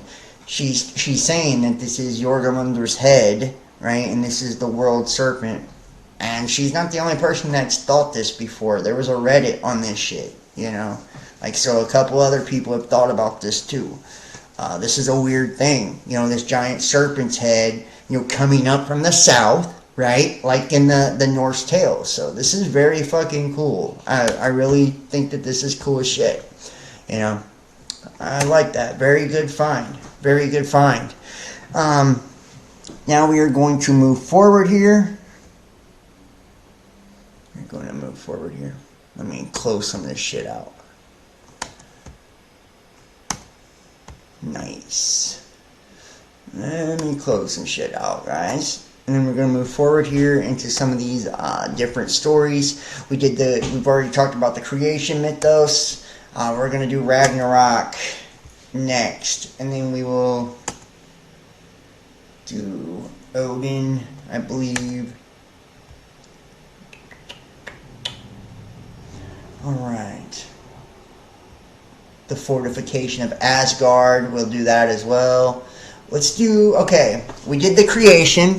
Now let's do the first man, Ask and Imbla. We're going to kind of try to do it in order and say Ragnarok for like the finale here.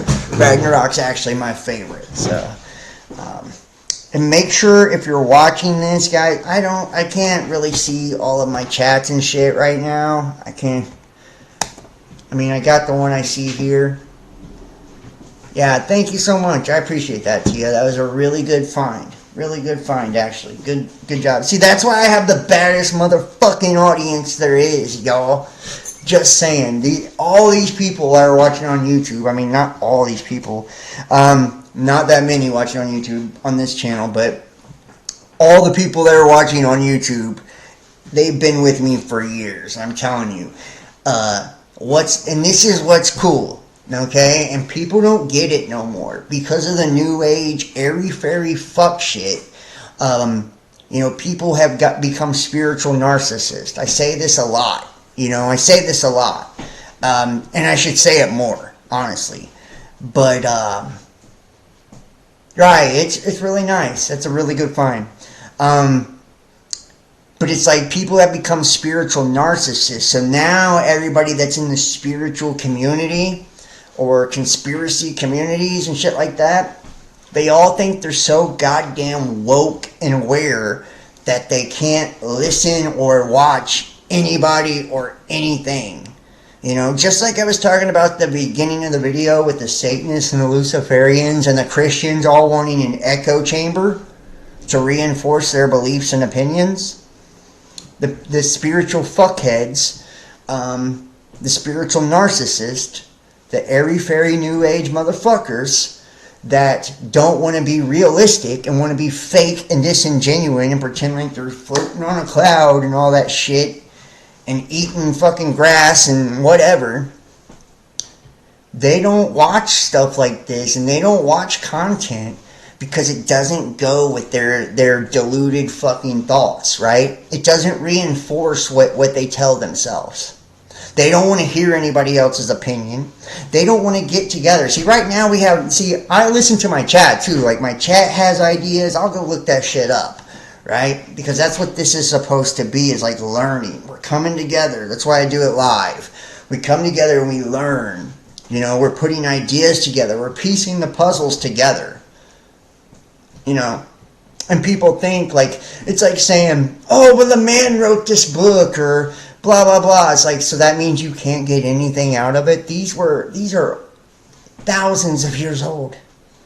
These tales, like this series, Mystery of the Gods, is probably one of the most important series I've ever done or ever will do. Because I'm going to go through every religion in the world, every tale, every mythos in the world.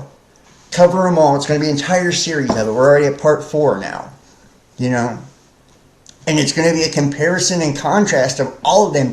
This is how we get to true understanding. You know, and looking at every school of thought, astrologically, numerologically, right? The sacred geometry, all of it, you know? Not just one religion, not just one way of looking.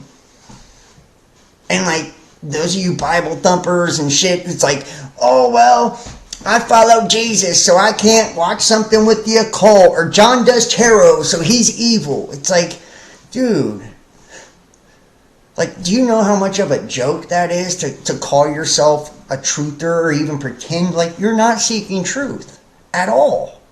At all. Like, it's a joke. To say you seek truth or you value truth would be an absolute lie. You value what tickles your ears. You value what you want to hear. You value what agrees with your opinion. That's it. Period. Same thing with the Satanists and the Luciferians. They value what tickles their ears. They value what is their opinion. This is why religions are dangerous. You know? And at the end of the day, man, and it pisses people off, but I don't care. You shouldn't even watch me if you're one of those people. I don't want you to watch me. Honestly. Like, I don't make money off this shit anymore. I don't want people to watch me if they're not going to have the right mentality about shit. You know? I've blocked so many people, like, for the judgmental, hypocritical nonsense. Like, I'm over it.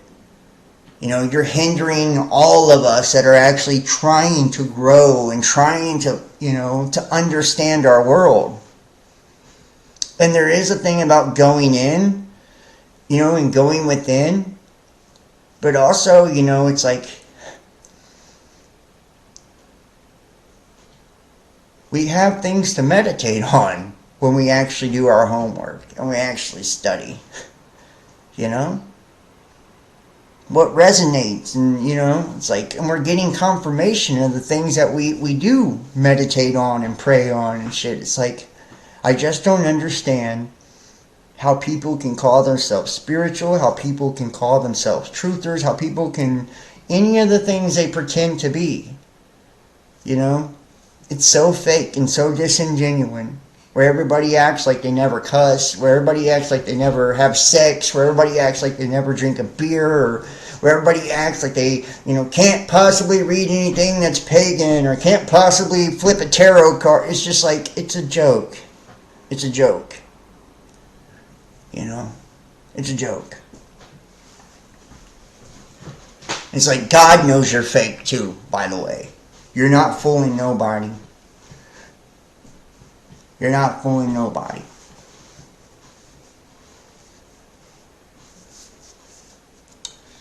Yeah, we have little time, too much to read. Anyone interpreting this is doing a lot. Well, we're interpreting it together. So, it's a joke. We're at the point where it's become just laughable. It's like, I've got my doomer and gloomers, the people that want nothing but fear porn from me, and then the people that hate the fear porn. It's like it's like you can't win with people because they're not really about what's real and what's true, or, they don't really want to understand how it all works. They want to be fucking entertained, and that's it. And they want things to tickle their ears and tell them what they want to hear, and that's it. It's like a sad fucking day is all I'm saying. A very sad day. And that's what happens when spirituality becomes trendy.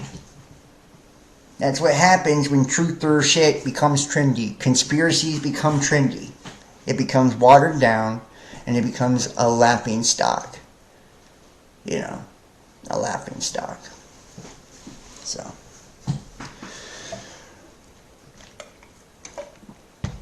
Alright, moving forward. And see people falling off. I don't care. Fall the fuck off somewhere. I don't give a shit.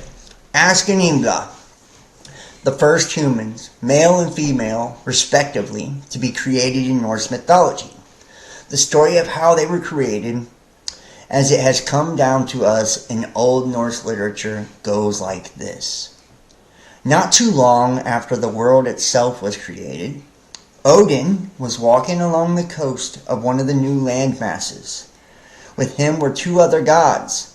In one version, these were his brothers, Vili and Vi, which, the two brothers, right? Enki and Enlil. And in another version, they were the obscure figures of Honir and Lodur. The three deities found two tree trunks, perhaps pieces of driftwood, lying on the beach. They were shaped like a man and a woman, but they were lifeless and powerless. So the three gods decided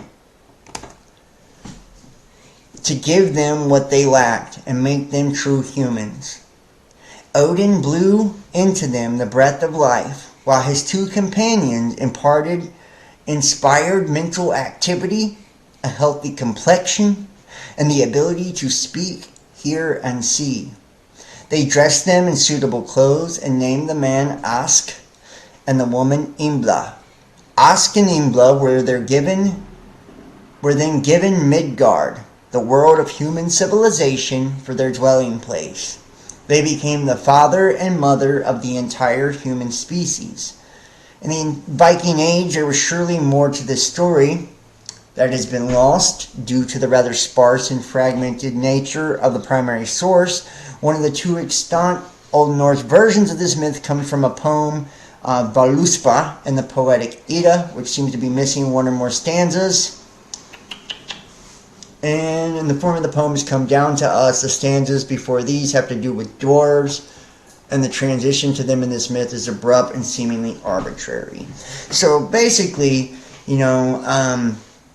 looking at this, this reminds me of like Anu, Enki, and Enlil. We notice there's three of them. It's always like a triune god, right?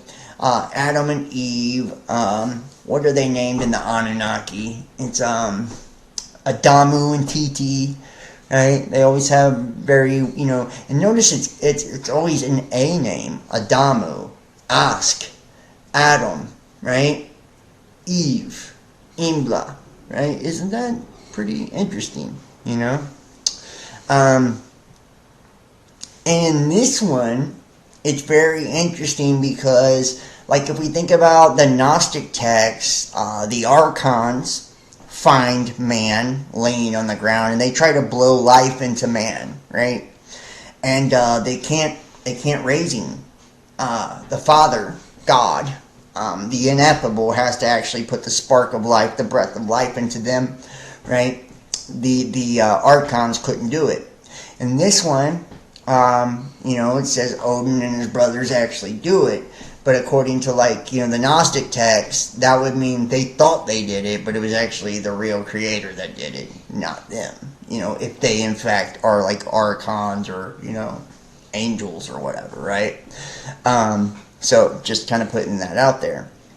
But these watchers, right, like in the book of Enoch, would be the ones who kind of did the things like they have done as well. It dressed them in suitable clothes, blah, blah, blah, gave them civilization, blah, blah, blah, right? That would be more akin to like the Watchers in the book of Enoch, the 200, which would also be in the Anunnaki tale more akin to the Ajiji and not the actual Anunnaki. So there, once again, you have these different gods, right? So in the Bible, it's Elohim, right? And Nephilim, okay?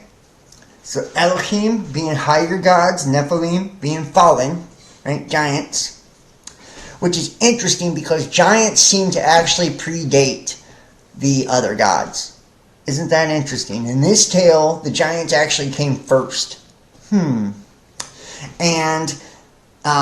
these higher gods protected man from the giants. Well, the flood protected man from the giants, right? The giants were eating man, blah, blah, blah. Well, think about the Greek mythos and how Prometheus, when he gave man the light, it was because what? Zeus wanted us to, give our energy to him. Very interesting. So the Olympians and the Titans and the Primordials, these to me are the ages. These to me are, isn't it crazy how every fucking religion, right? Elohim, Nephilim, right? Titans, Olympians. Then you have the Amir and Vanir, right? In here. We could go on and on and on and on and on about all these different, layers of gods, right? And if you're in the chat, one of the chats, please, please, please, make sure to hit the like. And like I said, if you're watching, I don't know what we got going on Facebook. I haven't checked that out. I don't know if the notifications go out or whatever on Facebook. It's really fucking weird anymore. Alright. This episode, literally, guys, I don't know why, but this has just been one of those videos where it's been really, really hard to like get it out there for, for people to actually see. People really seem like they're not interested in the Norse for whatever reason. Last night I tried to do this. I couldn't hardly get anybody, in the chats or anything like that. And I feel like, honestly, this is one of the more interesting ones. It's really wild, But, I mean, I guess to each their own. I'm going to try to... 1 second, guys.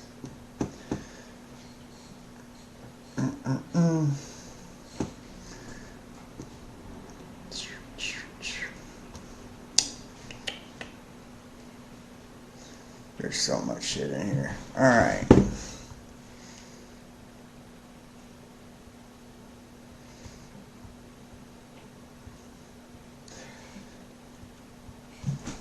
Alright. Now, we're going to move to the next one. You're digging it? I am too, Tim. Like, this is my shit right here. I love stuff like this. I feel like there's really nothing better, Really nothing better than this. So, I mean, but whatever. To each their own. To each their own. Alright. Next. We did Oscar Imbla. The creation of the cosmos. How long have we been going? Let's go to Ragnarok now. Fuck it. We're going to go to Ragnarok now. This is, and if we have time, we'll do a little bit of Thor and Loki. We'll do how Odin lost his eye, Thor's hammer, and a little bit of Loki's. I love this. I do too. I love this subject too, Claudette. Fuck them. 6 a.m. here. You'll be so done tomorrow. Well, it is. I think it's like midnight where I'm at. So I do got to get up early, but I'm gonna keep going. So here we go. I've been trying to post this stuff as I'm going. That way, at least I can get people on Facebook and shit. But I feel like, I don't know why. It's just crazy. Alright, here we go. Ragnarok. Ragnarok is the cataclysmic destruction of the cosmos and everything in it, even the gods. When Norse mythology is considered as a chronological set of tales, the story of Ragnarok naturally comes at the very end. For the Vikings, the myth of Ragnarok was a prophecy of what was to come at some unspecified and unknown time in the future. But it had profound ramifications for how the Vikings understood the world in their own time. We'll explore some of those ramifications below. The word Ragnarok comes from Old Norse Ragnarok, fate of the gods. And an apparent play on words, some pieces of Old Norse literature also refer to it as Ragnarokr, twilight of the gods.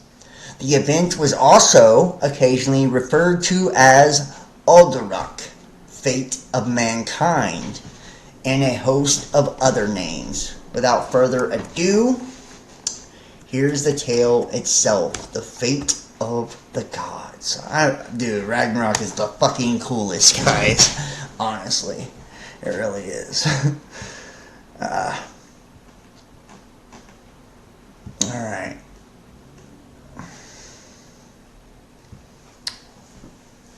Someday, whenever the Norns, those inscrutable spinners of fate, decree it, there shall come a great winter.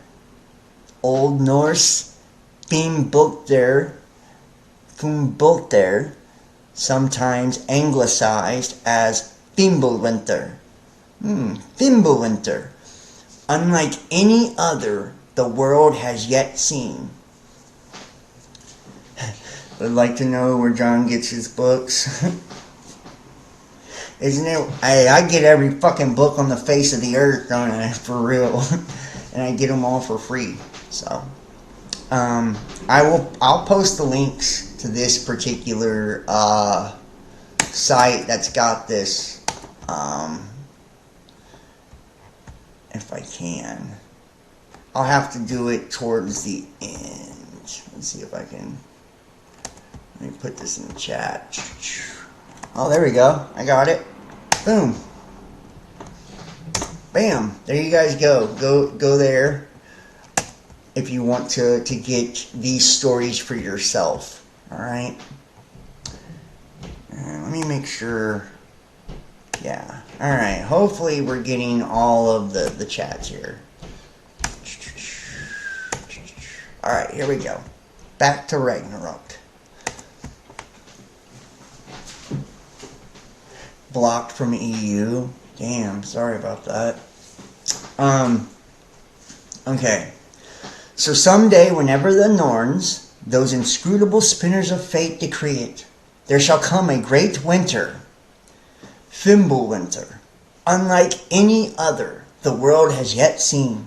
The biting winds will blow snows from all directions, and the warmth of the sun will fail, plunging the earth into unprecedented cold. This winter shall last for the length of 3 normal winters, with no summers in between.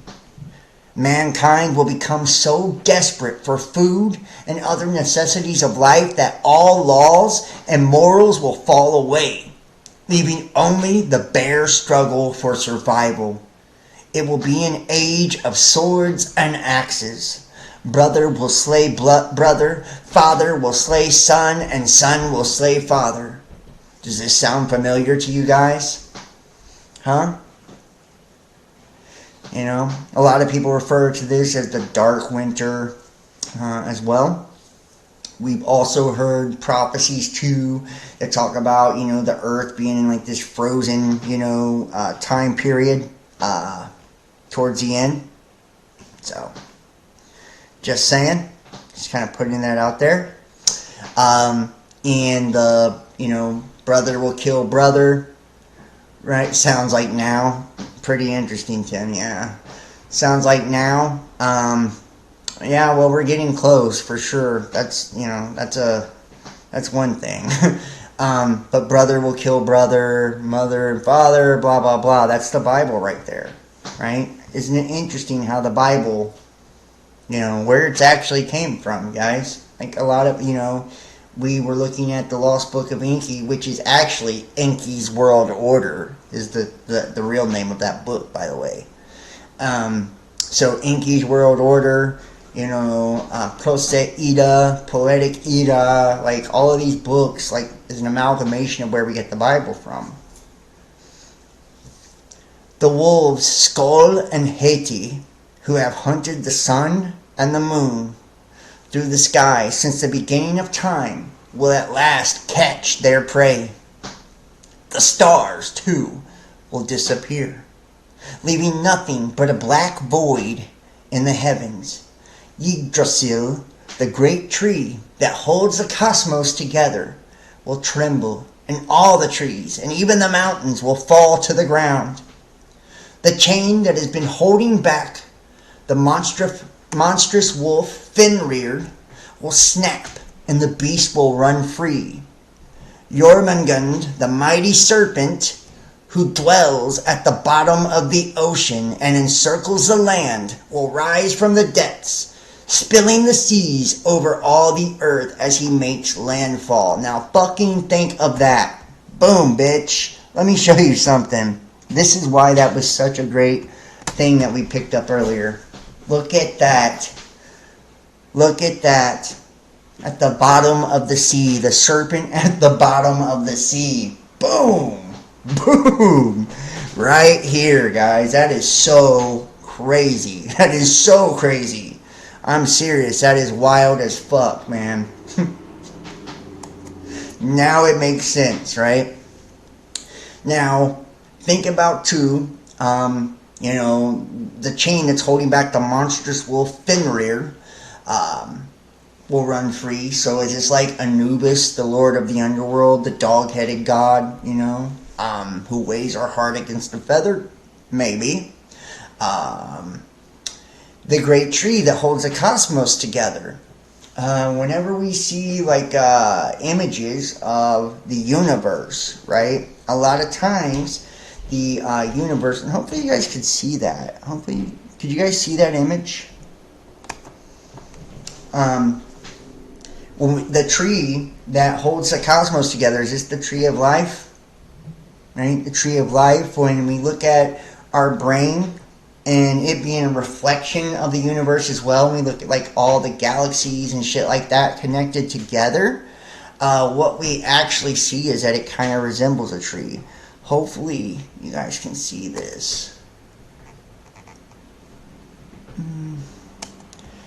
Are you guys able to see the image?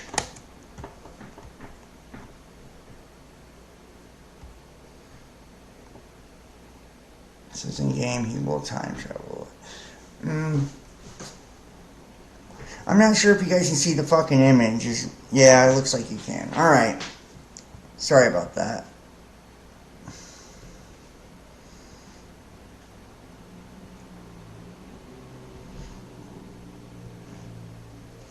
Okay. Now, back to the story. And now think about the serpent being placed upon the shore. Nostradamus. Right? Nostradamus talking about the serpent being placed upon the shore. Or the Bible talking about that dragon, that old serpent called the devil, right? Thrown down to earth, right? And his angels with him. Just saying, right? These are matching the same fucking things, guys. Or, what's her name? Mother Shipton, talking about the dragon cracking its tail, right? I'm just saying, these are things that we all have here, in many, many prophecies. People that haven't watched me for a long time know that I actually started off by doing prophecy. Prophecy is actually how I got started, right? So for those that don't know that about me, prophecy is one of the main things that I've done over the years. And one of the things that I actually specialize in is prophecies. So if you didn't know that, now you know, right? I've done prophecies for years and years and years. So these convulsions will shake the ship Nagfar, or the nail ship. Interesting, right? Free from its moorings. This ship, which is made from the fingernails and toenails of dead men and women. Say, what? Jesus nailed to the cross, right? His hands nailed, feet nailed, right? And that's actually what, when we look at the tetragrammaton, the YHVH, that's what that means. Hands nailed, feet nailed, right? Jesus, hands nailed, feet nailed, right? And then what? The nail ship, which is made from fingernails and toenails. How about that? It will sail easily over the flooded earth. Its crew will be an army of giants, the forces of chaos and destruction. And its captain will be none other than Loki, the traitor to the gods, who will have broken free of the chains in which the gods have bound him. Think about the chains now, right? The bottomless pit, guys. The bottomless pit now. Coming up out of the abyss, Abaddon, right? Abaddon, right? He is Michael, the archangel, lets him up out of the bottomless pit, right? Just saying, guys, this is very, very much like Revelation here. Fenrir, with fire blazing from his eyes and nostrils, will run across the earth with his lower jaw on the ground and his upper jaw against the top of the sky, devouring everything in his path. Jormungand will spit his venom all over the world, poisoning land and water and air alike. Dude, this is wild, guys. Because, this serpent poisoning the water and the land and the air, this reminds me of Hercolobos or Planet X, Nibiru, Nemesis, right? That poisons the sea and shit like that. And the Bible talks about the waters turning into blood, and a third of the people that will die, right? From drinking the poison water. This is just like what the Bible says, guys. That's all I'm saying. The dome of the sky, which is the firmament, will be split, and from the crack shall emerge the fire giants. And think about the stars falling from the sky. A third of the stars were flung to the earth. That's the Bible, right? The stars falling from the sky. The dome of the sky will be split, and from the crack shall emerge the fire giants from Muspelheim.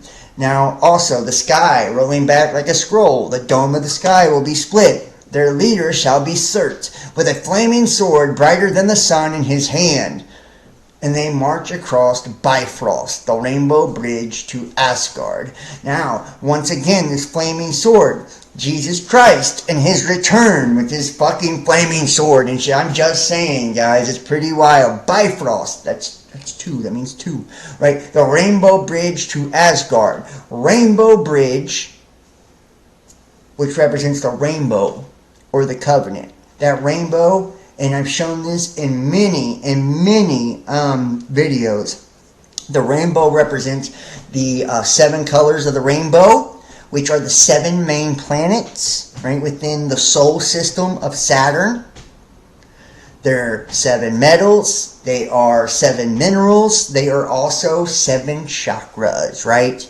Think about this. These are also the rulers of the reality, the governors, the watchers, the archons. Okay, these are your 7 main deities in all the religions too. The Romans, the Greek, the Norse, so on and so forth, guys. The Anunnaki, you know, pretty fucking crazy. So they're coming across the planets, which is the Rainbow Bridge, to Asgard, which is the heavens, right? The home of the gods. The bridge will break and fall behind them.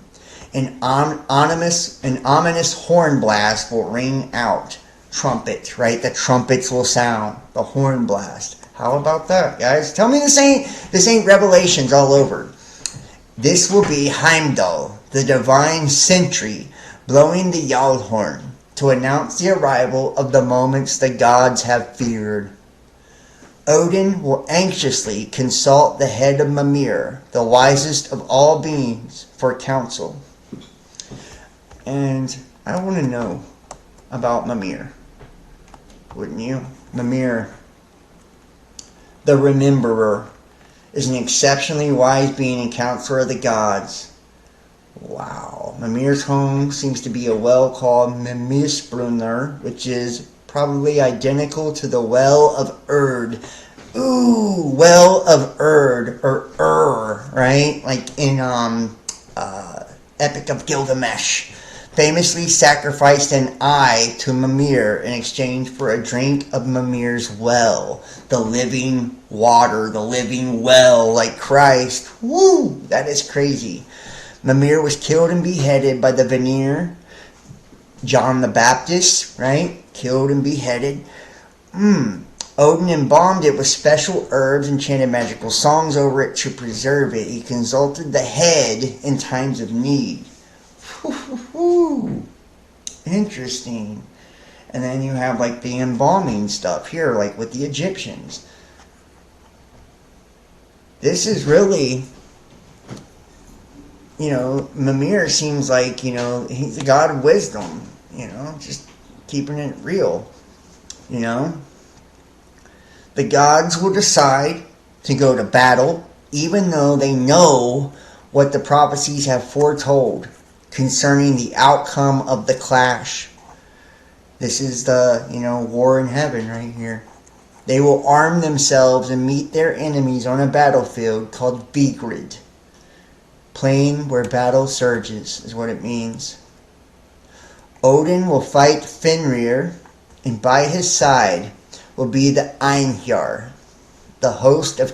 Oh, wow. All right. This just gets better and better. Now, Odin will fight Fenrir. Now, by his side will be the Einhjar, the host of chosen human warriors who he has kept in Valhalla for just this moment. This sounds like your elect. Yeah, at his side. How about that? Fenrir is key, and the boy you mentioned. The head cut off because the body was grown together with the tree. Now think about this. And when it's cutting the head off the serpent and all this, this is interesting stuff. Now, the host of chosen human warriors whom he's kept in Valhalla for just this moment. Think about the elect fighting by the side of Christ. Odin and the champions of men will fight more valiantly than anyone has ever fought before. But it will not be enough. Fenrir will swallow Odin and his men. Damn. Then one of Odin's sons, Vidar, burning with rage, will charge the beast to avenge his father. On one of his feet will be the shoe that has been crafted for this very purpose. It has been made from all the scraps of leather that human shoemakers has ever discarded. And with it, Vidar will hold open the monster's mouth. Then he will stab his sword through the wolf's throat, killing him. Now think about this. The wolf and the lamb, right? The wolf and the lamb, this is so wild.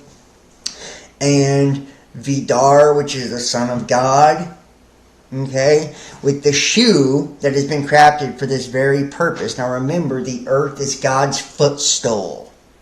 Just saying. Okay. Another wolf, Garm, and the god Tyr will slay each other. And Heimdall and Loki will do the same, putting a final end to the trickster's treachery, but costing the gods one of their best in the process. The god Freyr and the giant Surt will also be the end of each other. Thor and Jormungand, those age-old foes, will both finally have their chance to kill the other. Thor will succeed in felling the great snake with the blows of his hammer, but the serpent will have covered him in so much venom that he will not be able to stand for much longer. He will take 9 paces before falling dead himself and adding his blood to the already saturated soil of Vikings. Now, I just want you to know, okay, that with this, and this is really, key right here, Thor and the serpent, remember, Thor, the god of thunder, the sky god, Jupiter, the king planet, Zeus, right? Enki, Jesus, and the serpent, Satan, that old serpent called the devil, Apophis, so on and so forth. All these, this is it right here. This is the big fight. Have their chance to kill each other. Thor will actually succeed in killing the serpent, but the serpent will have covered him in so much venom he will not be able to stand for much longer. And think about on the last day who is able to stand, right? He will take 9 paces before falling dead himself. Now think about this. 9, there's like the 10 levels of heaven, right, of consciousness before we drop back down. Then the remains of the world will sink into the sea, and there will be nothing left but the void. Creation and all that has occurred since will be completely undone as if it had never happened. We sink back into the blackness of space, the waters of the, outside of the firmament.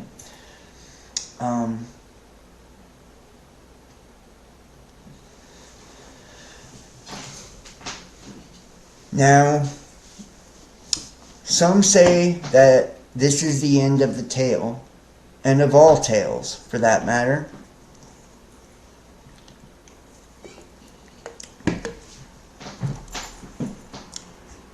But others hold that a new world, green and beautiful, will arise out of the waters.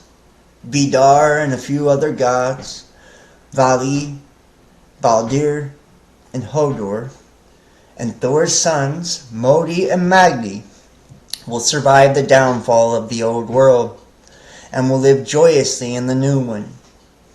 A man and a woman, Leif and Leifdrasir, which means life and striving after life, how about that, will have hidden themselves from the cataclysm in a place called the Wood of Hodamir, and will now come out and populate the lush land in which they will find themselves. A new sun, the daughter of the previous one, will rise in the sky, and of all this will be presided over by a new almighty ruler. Now think about that. The sun, masculine. Now, I've talked about my theory when it comes to creation that basically space, the lattice of space is it's like a lattice, right? The heavenly host, or the stars, the luminaries, right? The light that's coming through, it's because that's like a being, looking down, sending his vibration from the heavens, right? That light is like them looking down from the heavens, right? The sun is like, our portal to heaven. It gives off pure awareness, pure light, pure goodness, right? And we are, on the other end of that. So the sun's male in this version, right? But in the new version, it would be female, right? Because it flip-flops every single time. So if you went on the other side of the sun, that's why you have black holes and stars, right? A black hole is probably a star facing in the other dimension, right? So if you looked at it, it's a black hole to us, but it's probably a star in the heaven on the other dimensions, if that makes sense, right? So in one way it's pulling, and the other way it's pushing, right? So it's all duality. It's like the balance of the dimensions, right? You have the water above the firmament and the water below. Earth, Midgard, the middle world, being like the launching pad dimensionally and consciously. So underworld is like the shadow of the heavens above, right? We're in the middle. We have the planets and the stars that give off, we are an image of that or a shadow of that. Plus, we're made up of the shadow below, the light above, which makes us. We're right in the middle. So there's a reflection of the heavens. So you have dark deities, light deities, but they're both, and those two ethers, the Kas and Bas, right, make up a human, We're like the middle, we're the middle ground of both those kind of deities, which would be like your Elohim and Nephilim, or your fucking Titans and Olympians, right? In the primordial days, or before it was ever created, right? Before anything was made. Before they ever came together and made us. As the above implies, the two versions of the myth of Ragnarok seem to be present in the Norse sources, and one of them, Ragnarok, is the final end of the cosmos and no rebirth follows it, and the other, there is a rebirth. What are we to make of this conflict? And see, and you think about a dark sun, right? Like Nemesis, like Nibiru, their dwarf star where they use gold, which is spirit, to like patch the atmosphere, right? It's a dark star. Think about that, guys. Like, they are in a higher dimension than us, so their star is dark. Our star is light. We're in a lower dimension. It's just absolutely wild when you think about it. And it's like, in the seven hermetic principles and the Kabbalion, which we're going to do a video on the Kabbalion really soon too. We're going to keep hitting these books. Hopefully people, start to catch on. Like, this is actually where it's at. If you really want to get the real true, people say they want to have enlightenment. People say they want to know the mysteries and understand it, but this is how you do it. There's no, you can't, even if you were to be initiated into the Illuminati tomorrow, you wouldn't automatically be enlightened. Matter of fact, you'd be at the bottom of the pyramid with little to no knowledge, and you'd have to recruit people underneath you, to even rank yourself up at all. That's why Freemasonry is built upon degrees. The 33rd degree is enlightenment. At the 32nd degree, you realize you're your own king. You're your own sovereign entity, right? Because we're pieces, we're fractals, we're fragments of God. What we do here on this channel, and I'm about to change the names to my channels and stuff, start new channels and everything. I told you guys I was going to go as hard as I could in the celebrities, stars, right? Yes, exactly, right? And Aleister Crowley, in the occult, he teaches us that we're all stars, right? Because we are. We're heavenly hosts. We're falling angels, right? We were once there, right? Our light is being emanated, right, down here, with those planets providing the main elements to mix with that luminary light, which projects the image. In the beginning, Elohim, right, which are the sons of God, the angels, the luminary, the heavenly host, the princes, the stars, watchers, messengers, etc., etc. We were creating the image, which means a phantom, projection, illusion. It's a shadow of the planets and the stars above, man. It's like beautiful when you think about it. It really is. And you have this higher and this lower dimension. Your grandfather was a Mason. Hey, and just because they're a Mason don't make them bad people. They get a really bad name. But Freemasons actually have a very high moral code. A lot of people think that Freemasons are evil, but it's not. It's not actually true. See, a Freemason is not a secret society. It's a society with secrets, right? Anybody can go join, a Masonic lodge and shit like that, and they have them in every fucking town, in the United States of America and Canada, so it's like, and you can work your way up through those degrees, and they base all of their stuff off of the Temple of Solomon and shit. That's what it's all about. All their handshakes and the way they hold their feet and all of that is about Heliopolis and the Temple of Solomon. It's all the stuff I'm teaching you right now. And I've been teaching you all the stuff we do in these videos, and more. We do more. We know more than Masons. I'm just being honest with you. Like, I speak to Masons and blow their fucking tops. Like, they have no clue, to half of the things, because they have to go up through, through a system, and there's politics involved in that, Here, there's no politics. We're free to learn as much as we want. We're free to be enlightened as much as we want. We're free to become whatever we want and be whoever we want. And there's no religion you got to join. There's no nothing. And I told everybody I was going to go as hard as I could in the month of March. And I'm trying with my tarot and the videos and just trying to put out as much as I can. But if we can't get, support and shit, we need support. We need people to watch. We need people to share. We need people to like. We need people to comment. We need people to donate. We need people to make it happen. It doesn't happen without a community, And it's the community that's more important. That's what makes this great. That's what makes this beautiful. I can teach all I want, but if we don't have a community to support it and lift it up, we're never going to reach nobody, and it's like, I prayed on this and meditated on this, and basically asked God, show me, show me. I will give it my all, and if I'm not meant to do this anymore, make it obvious to me, make it obvious to me. And if we can't get the support, if we can't get things to go in the direction they need to go, then I'm done with these channels. I will be done with all of this. This will be the last month that I do it. I'll start new channels and do something totally different, because that means to me that this isn't meant for the public. I don't know why people don't want to be enlightened. I don't know why people are so stuck in dogma. It's like,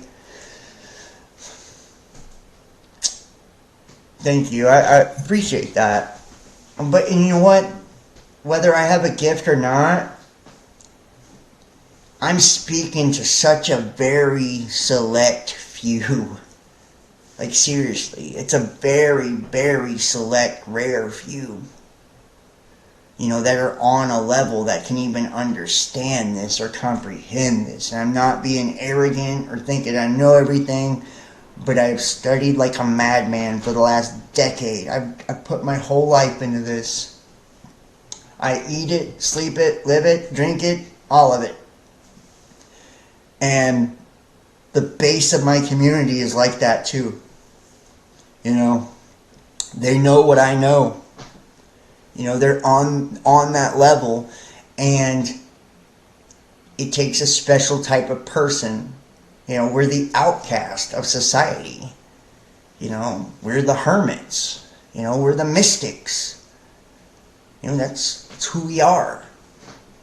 And I hoped that with the awakening and spirituality becoming trendy and shit like that, that more people would want to become truly illuminated and self-initiate themselves into the mysteries and not have to fucking sell their soul or, swear an oath or, you know what I mean? And they can learn whatever they want, like we do it all, like Solomon's magic, whatever you want. There is not a channel like this out there. And if they are, they're cheap, watered down imitations. And that's a fact. They don't know what we know. Period. Show me them. Show me one channel that knows half of what we know. That's put half of the pieces together that we have. You will not find it. Show it to me. Email me, comment, whatever. Show it to me. And I know a couple that claim to do it. They don't. And there's some big ones out there that claim to do it, but they don't. They don't truly understand it. You know? We've got to really, and I want the world to understand it. This is all of our inheritance. You know? This is all of our inheritance. Billy Carson is on 5%. Yeah, I mean, Billy Carson, he's good, but it's an exoteric understanding, and he only knows about the Anunnaki and shit. He's not... I'm not dogging him. He's very brilliant. He's very successful. Very successful. So, obviously, he's done something right, you know. I would love to have that guy on, you know, honestly, and have a conversation with him. He's a brilliant person. But I've never heard him really dive into the esoteric, is what I mean. We do something different than him. You know, his is more of the ancient astronaut stuff, which is okay. I love the ancient astronaut stuff. That's how I got started, is the ancient astronaut shit. Well, I mean, he's just doing the exoteric, the ancient astronaut theory, and it's not the esoteric. You know, we're doing the mysteries, you know, the inner wisdom. You know what I mean? It's a lot different. This is illumination. This is initiation. You know, you want to be Illuminati? Watch this channel. You'll be a real one, not a fake ass one. You know, you'll be the real illuminated. You know, and that's not for everybody, I guess. Yeah. You're right. That's the truth. Well, maybe that should be something, Kimberly. That's really a good point there. Kimberly says, your presentations are like an advanced class. The newbies are lost and aren't putting in the time to stay, listen, and learn. They don't realize they can grasp this if they just try. That is so true, man. That is so true. Maybe there is something we could... And I thought that this would be like one of the series where that could kind of happen. I guess I was wrong. Maybe there would be something we could do, you know, like Illumination 101 type of thing, where we study the basics, you know. Time is short. Yeah, but I don't go off of that. I don't go off of how short time is. I just continue like I'm going to live forever. I just keep doing what I'm doing. You know, I don't live in, fear. But yeah, you're right. Time is short. No, people don't want to hear the truth. They don't want to hear the truth. You're right, Claudette. You're right. But that's a good idea. Kimberly, that's a really good, I guess I don't see it that way because I don't really always get to see the chat or hear what people say, but that makes a lot of sense to me.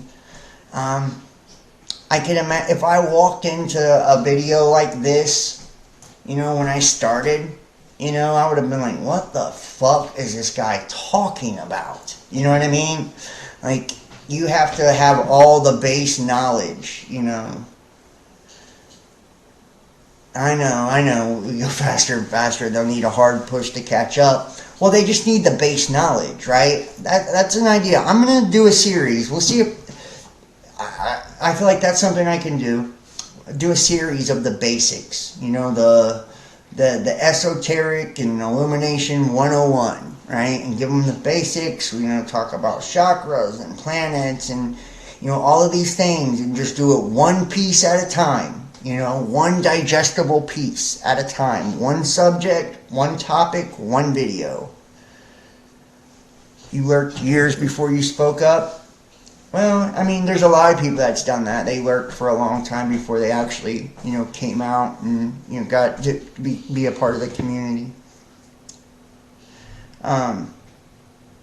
So wild, man. So wild. I really did have a lot of, I've had high hopes, honestly, for a refresher course. I would too. I love to do it.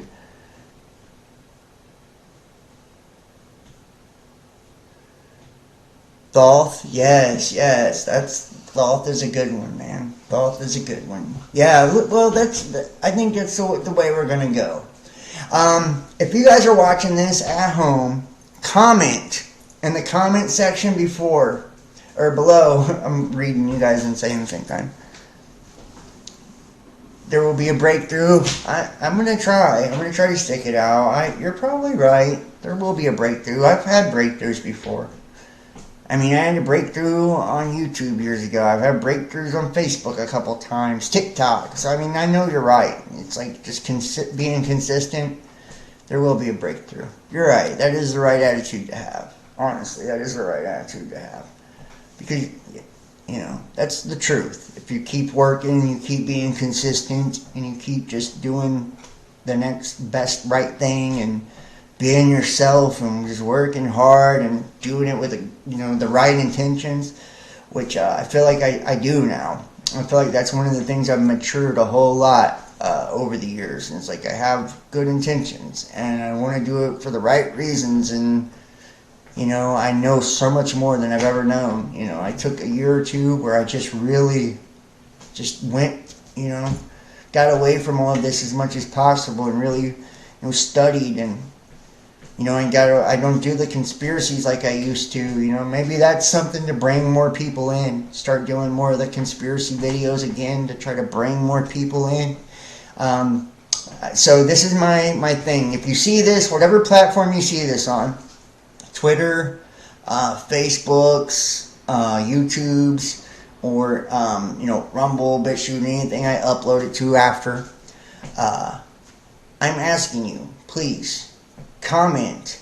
Let me know. What would you like to see a video on? Would you like me to discuss something on conspiracies? What conspiracies are you interested in?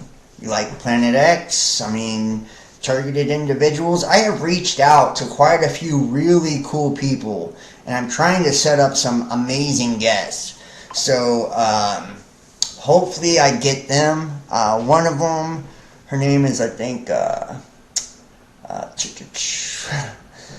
going to get the name wrong. I think it's Diosa Estrella. She does like tarot and shit like that and spirituality. She's really good. I've seen a video she did on targeted individuals. I invited her. We'll see if another one is Octavia Saturday. She is a chaos magician. Does tarot and stuff as well. I've invited her.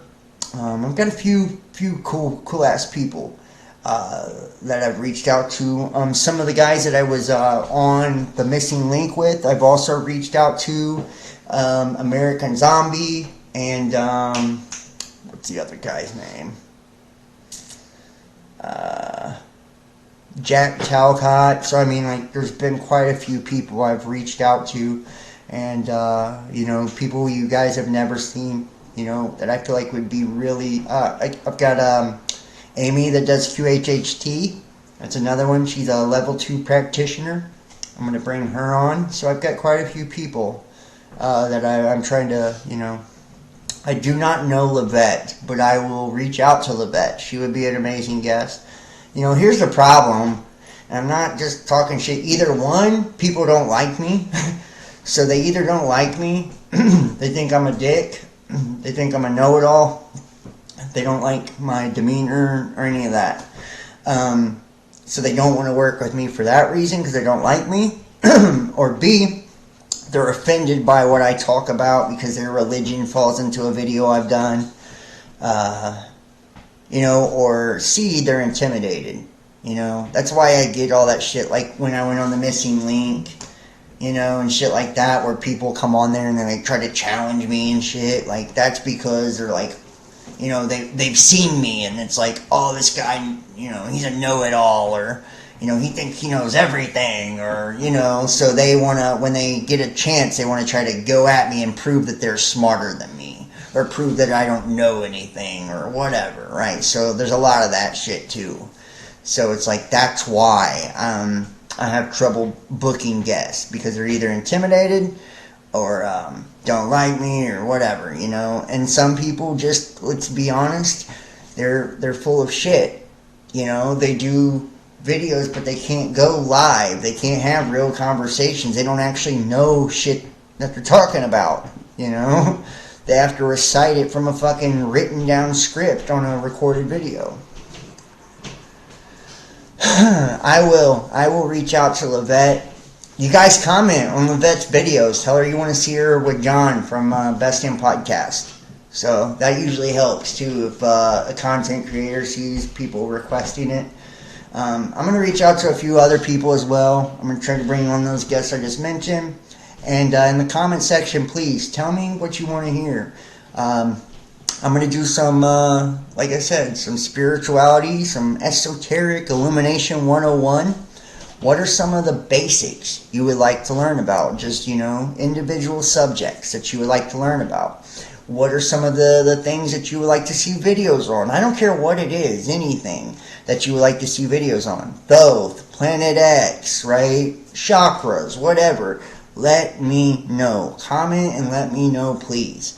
And everybody that's watching this tonight, please make sure to hit that like, hit that thumbs up, whatever platform you're on. Share this. Share it to your social media. Share it to the groups you belong to. Share. That is so huge. That's the only way I can really get it out there. Yeah, I love Livette. She's really good. She's very smart. She would actually be somebody I feel like that could kind of go pound for pound with me. So yeah, I'm gonna check out Livette and try to see if she's got a contact email or something. Livette, if anybody ever tells you about me, or you know me, or hear about me, please reach out to me and let's do a video. I think you're really, really intelligent and you know a lot. She's one of the very few I feel like actually knows something about, you know, the mysteries and shit like that. She was Wayne Steiger was somebody that said he would do a video with me, and then he never got back to me. So R. Wayne Steiger, that's somebody I need to touch base with again and see whatever happened with that. So, alright, yeah, there you go. Catastrophism and Nemesis. Archaics. I know who Archaics is. I watched him, and I feel like he's pretty damn intelligent too. Let's see if I don't know if Archaics would work with me, because he's kind of like Bible-ish, you know, but who knows, maybe he doesn't give a shit. I know Archaics is very intelligent, and he has very good content, and I know he likes to point out people that he considers fakes and stuff like that, so who knows, he might think I'm a demon, you know, but hopefully he thinks I'm not. And hopefully he would be willing to work with me, because I would definitely be willing to work with him. I think he's very, very good at what he does, and he brings really interesting knowledge.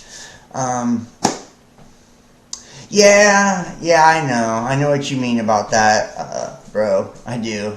But there is something intriguing about his content. You're right. So, you know, it's not about if somebody's exact replica, or, you know, fucking says exactly what I say or believe. That's what I don't like. It's like a lot of content creators won't work with you if you don't believe exactly as they believe, or, you know, kiss their ass and agree with everything they say. It's like, it shouldn't be that. It should be like, you know, having a good conversation about these things and sharing knowledge. And like a guy like Archaics, that's probably one of the most well-read people, you know, on the internet. That guy is fucking super well-read.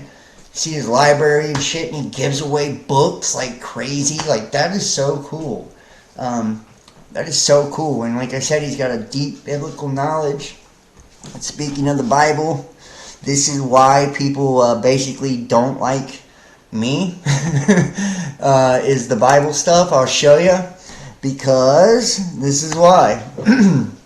Deuteronomy, when you come into the land of the Lord God has given you, shall not learn to follow the abominable practices of those nations.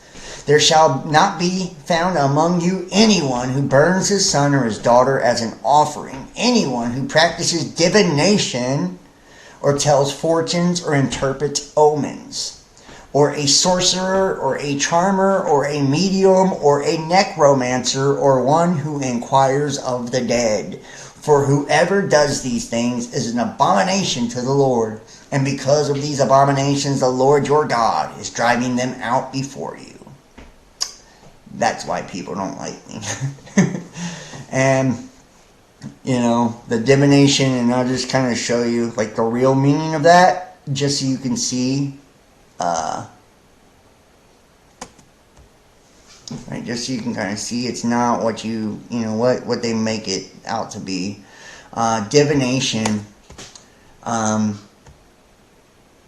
looking at the base word of it, it means a lot. Also, divination, it's an oracle, right? It's a divine sentence, and it's considered witchcraft. When you enter the land your Lord God is giving you, and the land is the domain so named by Yahweh, it's the earth. So when you enter the earth the Lord God is giving you, which means the supreme ones, right? These are angels, are giving you. You must not learn the abhorrent practices of those nations, the disgusting practices of those nations, which are Gentiles. The disgusting practices of the Gentiles, or the flight of locusts, right? This is also the heathen, right? Which are, there must be never found among you anyone who sacrifices his son or his daughter in the fire, which means to cross over his son, which means Baneh, right? Baneh, it's a builder or the family name, or daughter in the fire, which is a fair village or a fair town, right? So to me, the son and daughter is like masculine, feminine, in the fire, which means in the spirit, right? In the fire, figuratively burning, fiery, flaming hot. And anyone who practices, which means to distribute by lot or a magical scroll, to divine, anyone who divines. My email is John the Divine One. A lot, also a divination, right? So anyone who divines, which would be me. An omen reader, right, which is used as a denominative from to cloud or cover, to act covertly or practices magic, to bring, enchant, observe, soothsay, or sorcerer. A soothsayer, which means to whisper a spell or prognosticate, or a sorcerer, which means to incant or practice magic, and one who casts spells or conjures up spirits, one who requests or demands spirits, a practitioner of the occult. An occult means knowing one, a knowing one, right? The knowing one, or a necromancer, which means to tread or frequent, to seek or ask the dead, right? Spirits. Whoever does these things is abhorrent to the Lord. Because of these detestable things, the Lord your God drives them out, blah, blah, blah. Those nations who are about to dispossess, listen to the omen readers and diviners, but the Lord your God has not given you permission to do such things. How about that? God said, you do not have permission to listen to the diviners, to the omen readers, to the sorcerers. And that's why people don't like me, because I do tarot, right, and astrology. They think I'm one of these people, and the occult also, right? But the occult means a knowing one, so, I guess it depends on how you see, Yahweh and, and all of this, And if you see religion as a system of control, it's like how you see things, I guess, at the end of the day. But some people are all about the Bible, and some people believe, that's the fear and guilt matrix stopping us from knowing the truth. Absolutely. That's my belief. I mean, Yahweh was a jealous, angry God, wrathful, vengeful God, right? That's not the attributes of a loving God, in my opinion. Christ said, "You are of your father, the father of lies." So that same God who the Jewish people were worshiping, the Pharisees and the Sadducees, Christ said was the father of lies. But we're supposed to take this wrathful, angry, vengeful God, this God of war, like Odin, right, with his spear, and who's also a trickster, and listen to him because he says, not to be a knowing one, not to be a knowing one. So that's, it's all up to your interpretation. But when you see the real etymology of the words, it is what it is, guys. I'll let you decide on what's right and what's wrong. Like I said, please comment the shows you want to see in the future. Please do so. All the platforms. Please hit the like, thumbs up, share these links. And everybody, please donate and support if you can. Donate and support. We need your support. We're viewer powered. I don't have sponsors. I don't push products. I don't do nothing like that. And I'm demonetized on every platform. So like all the multi-streaming, the software, equipment, everything costs me money personally. So all I want is to be able to have this pay for itself. So every day or every month I have a monthly goal, which is basically my overhead cost to run the channels and stream everywhere all over the internet. We have tens of thousands of followers on all the different platforms, so I'm everywhere. Just to pay for that. So please help me by donating and supporting today. PayPal, Cash App, Facebook Messenger, or joining us over on Patreon. And if you have not yet donated and supported in the month of March, please do so. You'll get access to tonight's show along with the other Mystery of the Gods episodes. You'll get access to the Necronomicon series, the Forbidden Occult series, and so much more. All of our private series, as well as our uncensored content like the Satanic Ritual Abuse show, part 2. You didn't get to see if you were in the public just the other day, and so much more. We also give out free merch for the patrons, discounts on tarot readings.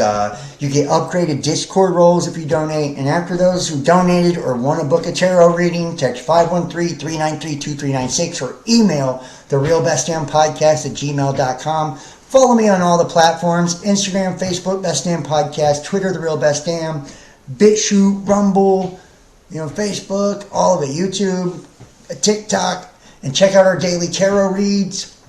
And check out, the other content. We just did Satanic Ritual Abuse videos. Pretty good.